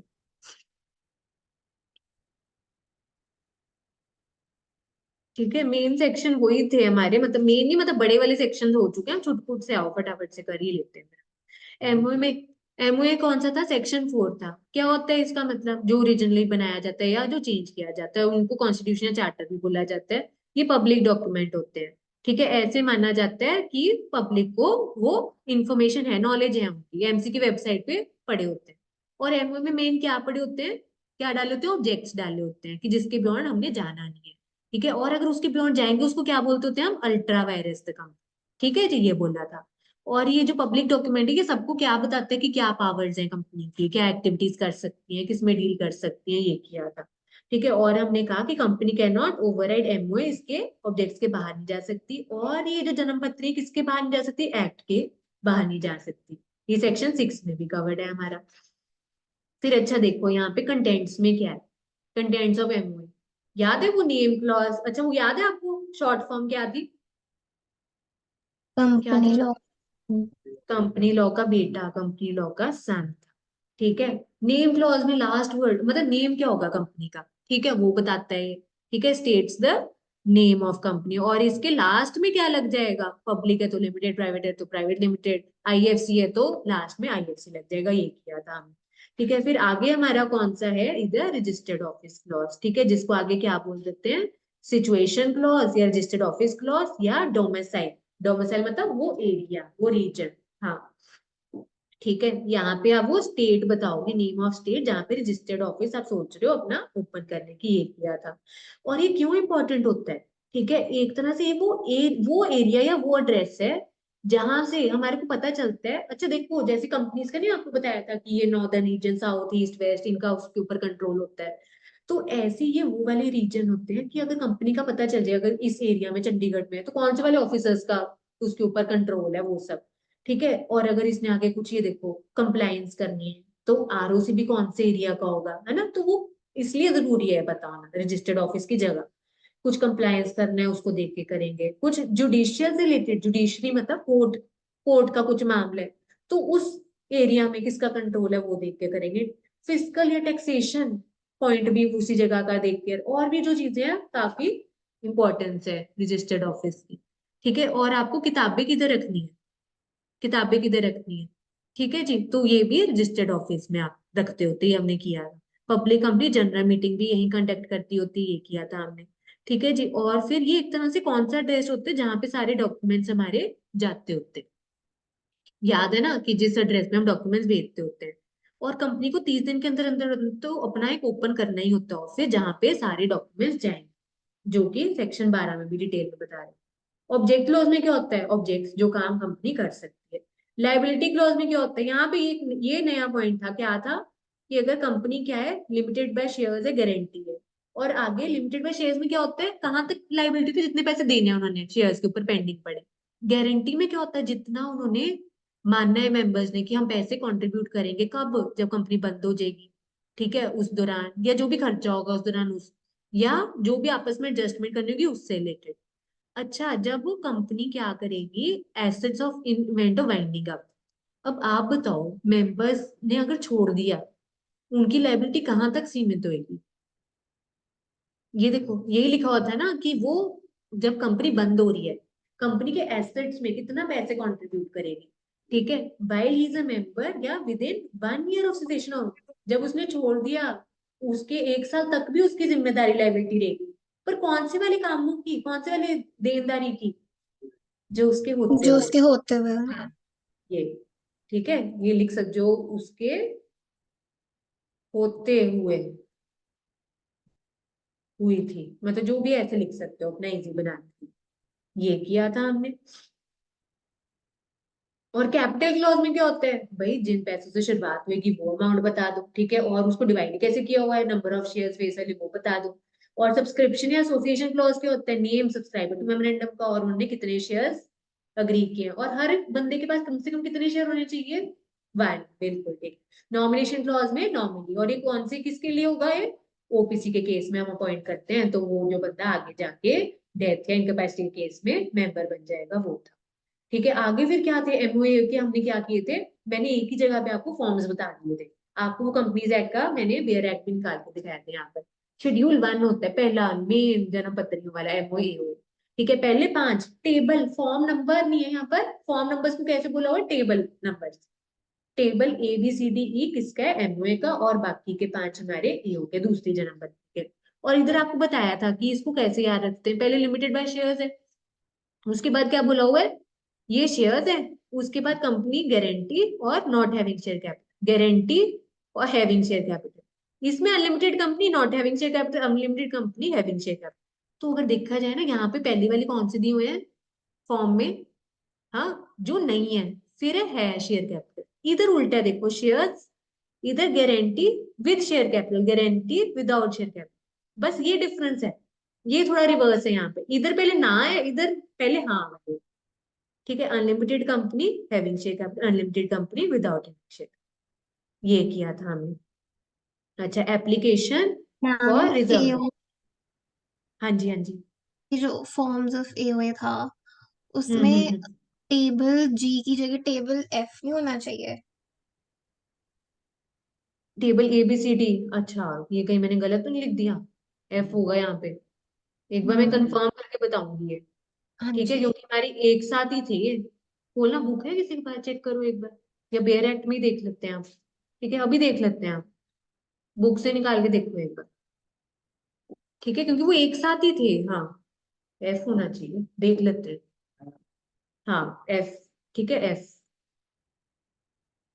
ठीक है। हाँ, इसको चेंज कर लो, एफ, यहाँ पे ए बी सी डी ई, ये A to E है, ठीक है, यहाँ पे F to G है, ठीक है, यहाँ पे चेंज करो, टेबल FGHIJ।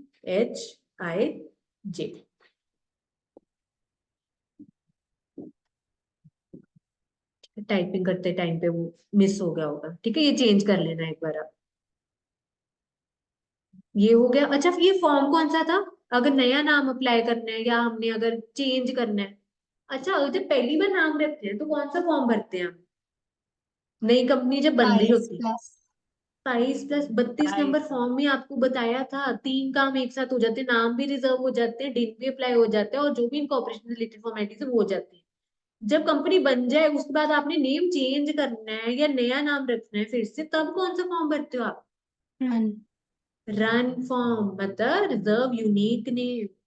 ठीक है, और अगर कुछ गड़बड़ निकली फॉर्म में तो आपको 15 दिन का टाइम दिया जाएगा अपना डिफेक्ट रिमूव करके फिर से फॉर्म भरने का। ये चीज है हमारी।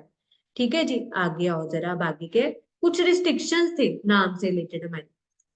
क्या रिस्ट्रिक्शंस थी हमारे नाम से रिलेटेड, कि एमओए में, है ना, जो आपने नाम रखा है, जो आपकी कंपनी का नाम है, ठीक है, रिस्ट्रिक्शंस क्या है, क्या नहीं कर सकते, कि वो बिल्कुल डिट्टो सेम ना हो या मिलता जुलता ना हो जो ऑलरेडी कंपनी है इस एक्ट में या पहले में, और ना ही ऐसा गुनाह, कुछ ऐसा माने कि ये कुछ गुनाह और है, उससे नाम से ये नहीं पता चलना चाहिए, और सरकार की नजरों में वो क्या है, ठीक नहीं है वो नाम। ठीक है, अगर वो रख रहे तो सरकार की मर्जी से होना चाहिए, अप्रूवल से होना चाहिए। और ऐसे लग रहा है, ऐसा नाम रखा है कि आप ना सरकार से मिले हुए हो, कनेक्टेड या पैटर्नेज ऑफ सरकार, ठीक है, या सरकारी कोई भी अथॉरिटी से। और कुछ ऐसे सरकारी कुछ वर्ड्स लिख रखे हैं, देखो इंक्लूड वर्ड, बोर्ड, कमीशन वगैरह, ये सारे नाम लिख रखे हैं। तो अगर ये नाम लिखे हैं, ठीक है, तो आपका ये क्या हो जाएगा, सिमिलर, ऐसा लगेगा कि आप उससे कनेक्टेड हो।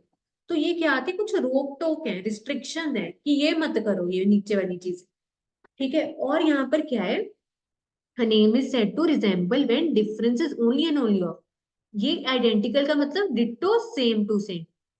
यहाँ पे रिजेंबल का क्या मतलब होता है, थोड़ा बहुत मिलता जुलता। अब इसी का ही क्या बताया हुआ, मतलब बताया हुआ कि अगर बस आपने आगे क्या लगा दिया, प्राइवेट, पीवीटी लिमिटेड, एलटीडी, या ऑर्डर चेंज कर दिया, वर्ड्स का स्पेलिंग चेंज कर दिया, फोनेटिक्स, बोलने का तरीका, जैसे बी, बी सिर्फ बी, अगर किसी कंपनी का नेम क्या, बी लिमिटेड, आपने आगे क्या लगा दिया, बी, या बीईए, या बीई, ऐसे। फोनेटिक्स मतलब बोलने में बस चेंज है, मतलब बोलने में सेम है, आपने बस आगे लेटर्स जोड़, मिस स्पेल्ड वर्ड्स, ये प्लूरल सिंगुलर, एस लगा दिया आगे, एस हटा दिया, tenses, article, A and the, case पहले बड़े लेटर्स में था, अनामिका, अब आपने छोटे में कर दिया, तो वो भी नहीं करोगे आप ऐसे से। स्पेसिंग आपने बढ़ा दी, घटा दी, पंचुएशन मार्क्स आपने ट्रांसलेट कर दिया पूरी की पूरी तरह हिंदी या इंग्लिश में।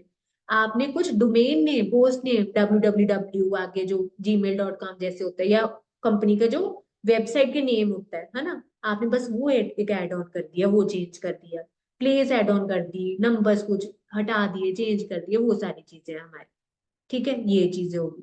अच्छा, ये हमारा क्या था, अनडिजायरेबल नेम्स।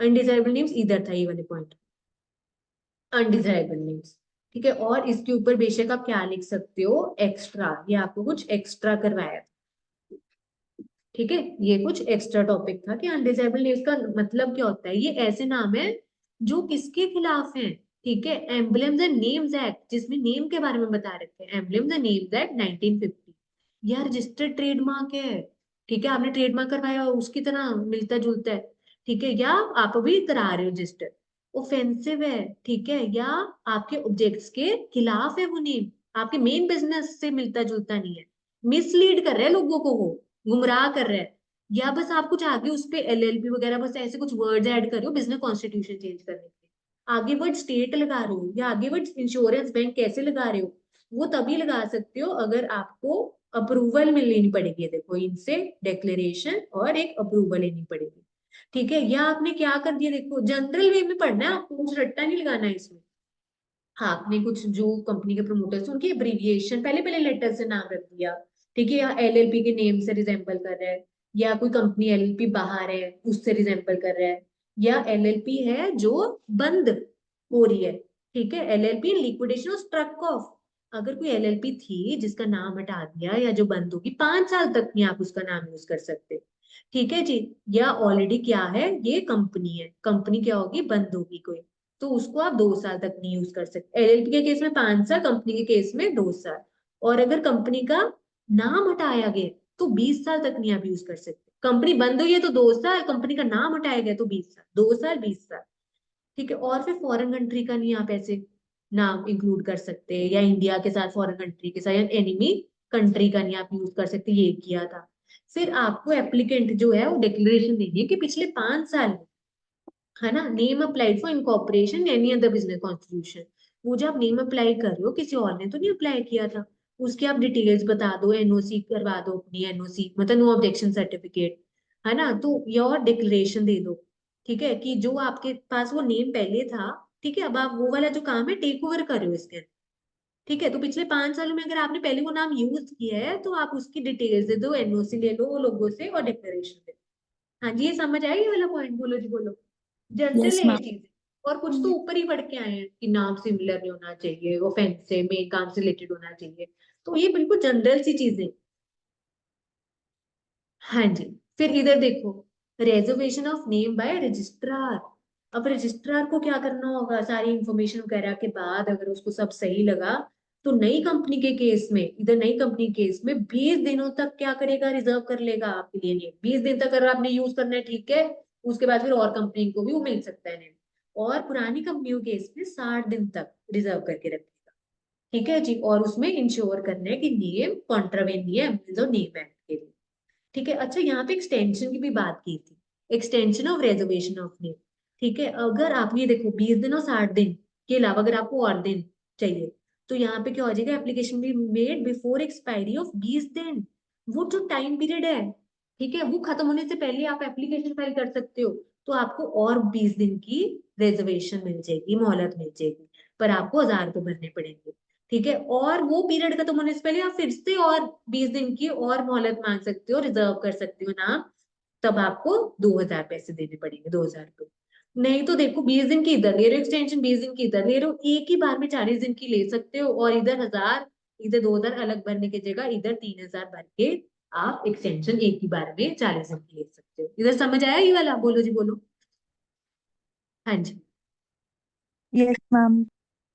फिर आगे क्या है इधर, cancellation of reserved name, cancellation of reserved name. ठीक है जी, अगर हमारे को पता चला कि आपने ये जो नाम लिया है, ठीक है, कैंसिल अगर नाम लिया है फर्निशिंग रॉन्ग इंफॉर्मेशन या इनकरेक्ट इंफॉर्मेशन, तो अगर तो कंपनी इनकॉर्पोरेट नहीं हुई तो आपने ये जो रिजर्व कराया हुआ था नाम कैंसिल हो जाएगा, पेनल्टी भी आपको लगेगी 1 लाख रुपए तक की।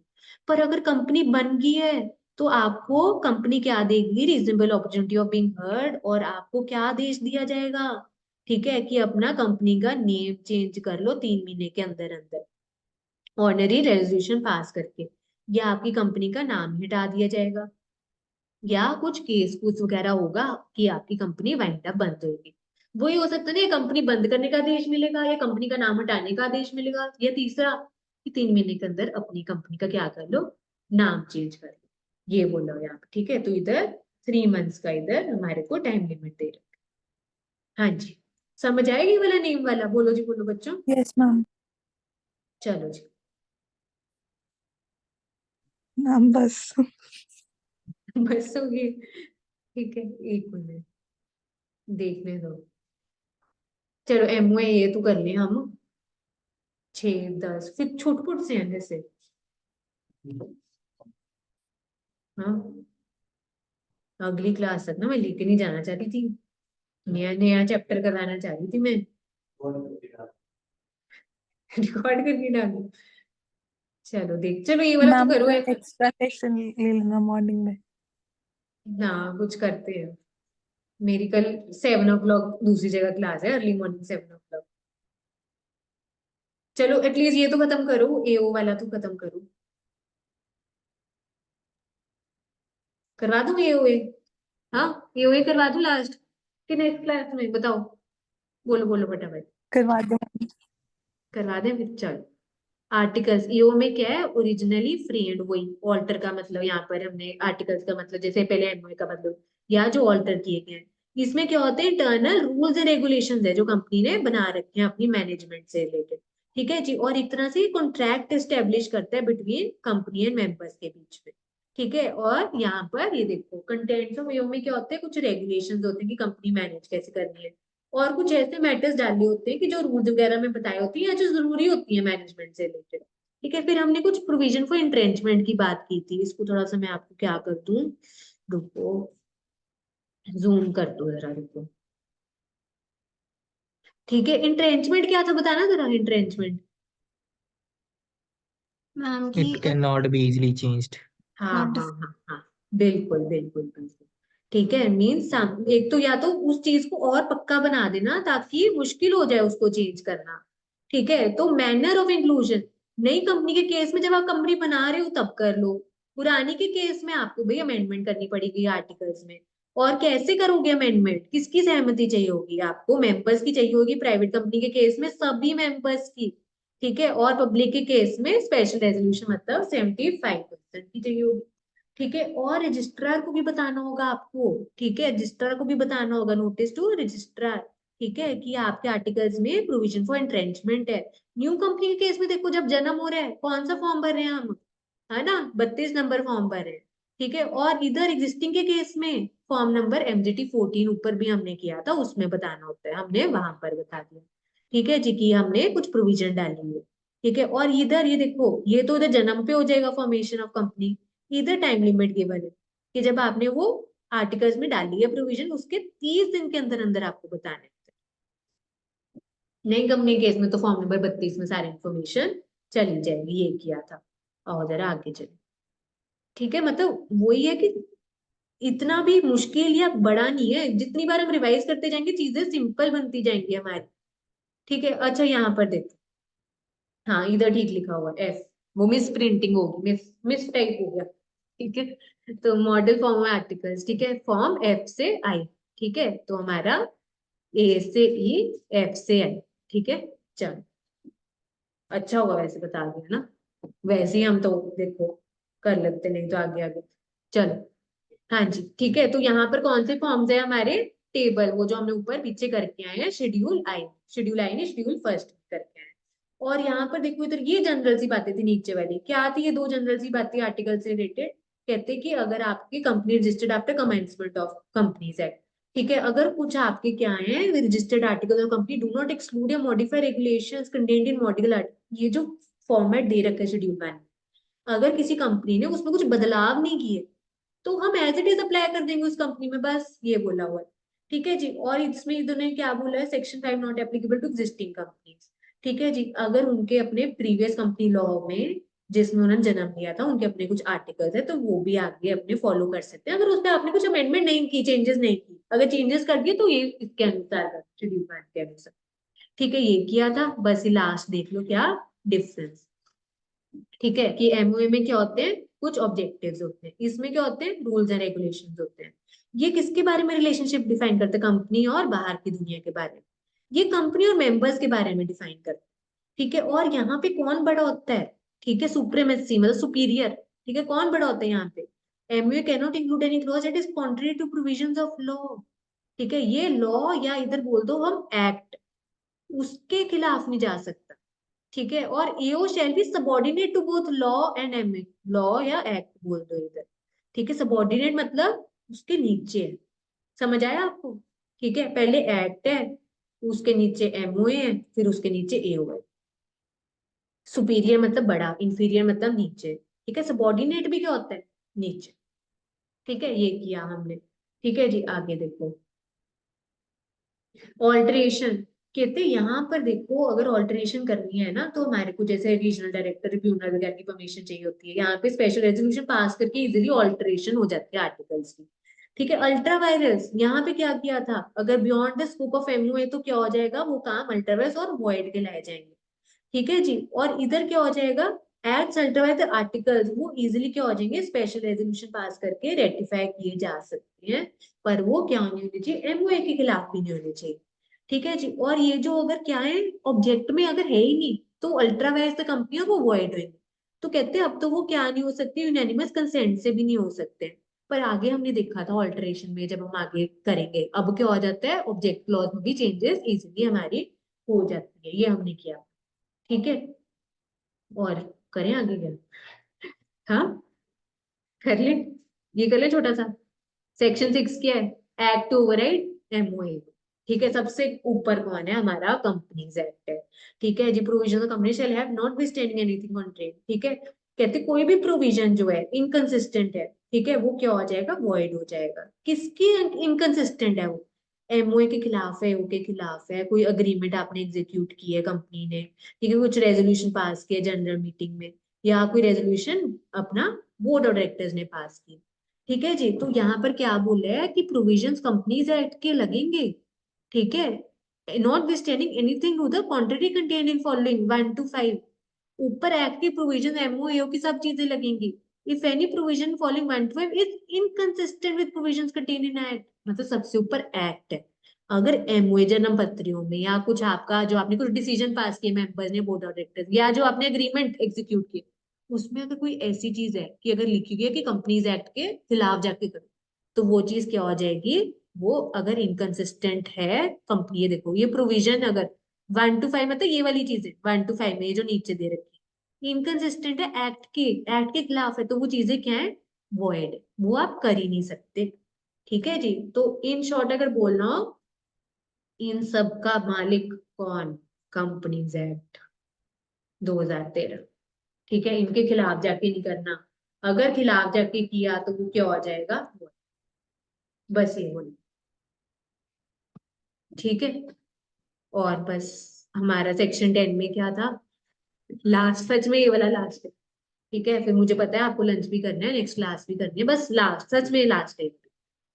हाँ, बस लास्ट लास्ट, ठीक है, इफेक्ट ऑफ एमओए। ठीक है, अब इसमें क्या लिखी हुई चीजें, कंपनी लाइबल टू मेंबर्स, भाई अगर उनको कुछ पावर मिली है जन्म पत्रियों से, मेंबर्स को कुछ पावर दी है तो वो आपको देनी पड़ेगी। ठीक है, आप उनको मना नहीं कर सकते। और कुछ चीजें अब मेंबर्स को भी करनी पड़ेंगी, उनकी भी जिम्मेदारी है कुछ, ठीक है, तो वो भी करेंगे, लाइबल है कंपनी के ऊपर। ठीक है जी, और मेंबर्स कहते हैं लाइबल टू ईच अदर या इंटर से। तो कहते हैं कि अगर आपको कुछ किसी के खिलाफ या कुछ कुछ भी करना है ना, मेंबर्स क्या कर सकते हैं, आपस में एक दूसरे को के ऊपर केस कर सकते हैं, मतलब कंपनी के थ्रू वो उनके ऊपर कुछ, अगर कुछ अप्लाई करना है वो उनके साथ कर सकते हैं, उनका डायरेक्ट कॉन्ट्रैक्ट नहीं है, प्रिविटी ऑफ कॉन्ट्रैक्ट नहीं। ठीक है, और कहते हैं company not liable to outsiders, बाहर वाले बंदे का कोई हक नहीं बनता, बेशक ये पब्लिक डॉक्यूमेंट्स हैं, पर वो नॉलेज ले तब डील करे, पर उसका मतलब ये नहीं कि उनका कोई हक है कंपनी के ऊपर। ठीक है, समझ आया बच्चों यहाँ तक? बोलो जी बोलो। मैम इस सारे टॉपिक में हमने प्रिविटी ऑफ कॉन्ट्रैक्ट तो नहीं पढ़ा, मतलब वो तो नहीं आएगा ना, जैसे सेपरेटली हमने अल्ट्रा वायरस या इंडोर क्या मैनेजमेंट पर, क्या कह रहे हो?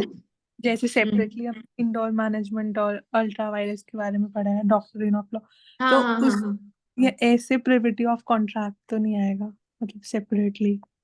हाँ, वो प्रिविटी ऑफ कॉन्ट्रैक्ट का मतलब उसमें क्या था कि मतलब उसमें भी वही था, तीनों का अलग अलग था, कंपनी से रिलेटेड था, मेंबर से रिलेटेड था। ठीक है, और प्रिविटी ऑफ कॉन्ट्रैक्ट यहाँ पे था, हमने किया था इधर, और आपके ना ये वाले टॉपिक्स में थे कुछ डॉक्ट्रिन्स चले, पर मैंने वो अलग से वो करवा दिए थे। ठीक है, और वो सारा किसके ऊपर डिपेंड करेगा जसदेव, आपका वो क्या केस, क्या कहानी चल रही है उसमें। ठीक है जी, पर मेंबर्स का कोई राइट नहीं बनता, ये मतलब अगर ये पब्लिक डॉक्यूमेंट्स है ना, इसका मेंबर्स के ऊपर कोई लाइबिलिटी नहीं मतलब रहता दूसरे मेंबर्स के ऊपर की, क्या आपस में नहीं है कॉन्ट्रैक्ट कोई। ठीक है, ओके ना मैम, ही ठीक। बाहर वाले बंदे का कुछ हक बनते हैं या मेंबर्स का दूसरे पे हक बनता है कोई। ठीक है, मतलब ये चीज है, मतलब मेन क्या है, कंपनी लायबल टू मेंबर्स जो उसमें राइट्स दे रखे हैं। ठीक है, या मेंबर्स लायबल टू कंपनी की जो भी उसमें चीजें दे रखी है कि वो उनको वो फिर करनी पड़ेगी, फिर आपस में केस भी फाइल कर सकते हैं। प्रिविटी ऑफ कॉन्ट्रैक्ट का मतलब उनके बीच में एक मेंबर का दूसरे मेंबर के साथ कोई कॉन्ट्रैक्ट नहीं है, लेना देना नहीं है, अगर कुछ लेना देना करना है कंपनी को बीच में इन्वॉल्व करो तब आप कर सकते हो, डायरेक्टली नहीं कर सकते, इनडायरेक्टली आप कर सकते हो, ये बोला होगा हमारा। ठीक है, वो डॉक्टर्स का करेंगे, उसमें फिर हम देख लेंगे वो वाले डाउट्स। Okay ma'am. हाँ जी, ठीक है जी, हाँ जी, ठीक है, चलो बच्चों समझ आया यहाँ तक? बोलो, सेक्शन 10 तक की है ना आज हमने, समझ आया यहाँ यस तक? बोलो मैम। जी। ठीक है, काफी ये बड़ा था, मतलब सेक्शंस इतने डिटेल्ड में थे, पर कुछ मुश्किल नहीं है। ठीक है, नहीं तो अब तक के सारे चैप्टर्स हमारे एक दिन में रिवाइज हो जा रहे थे, ये थोड़ा सा वो था, डिटेल्ड वर्जन था चैप्टर का, पर वो हमारा वो नहीं, मुश्किल नहीं है कुछ। ठीक है, चलो फिर इसको फटाफट से हम करेंगे, फिर नेक्स्ट क्लास में मैं रिकॉर्डिंग रोक दूं।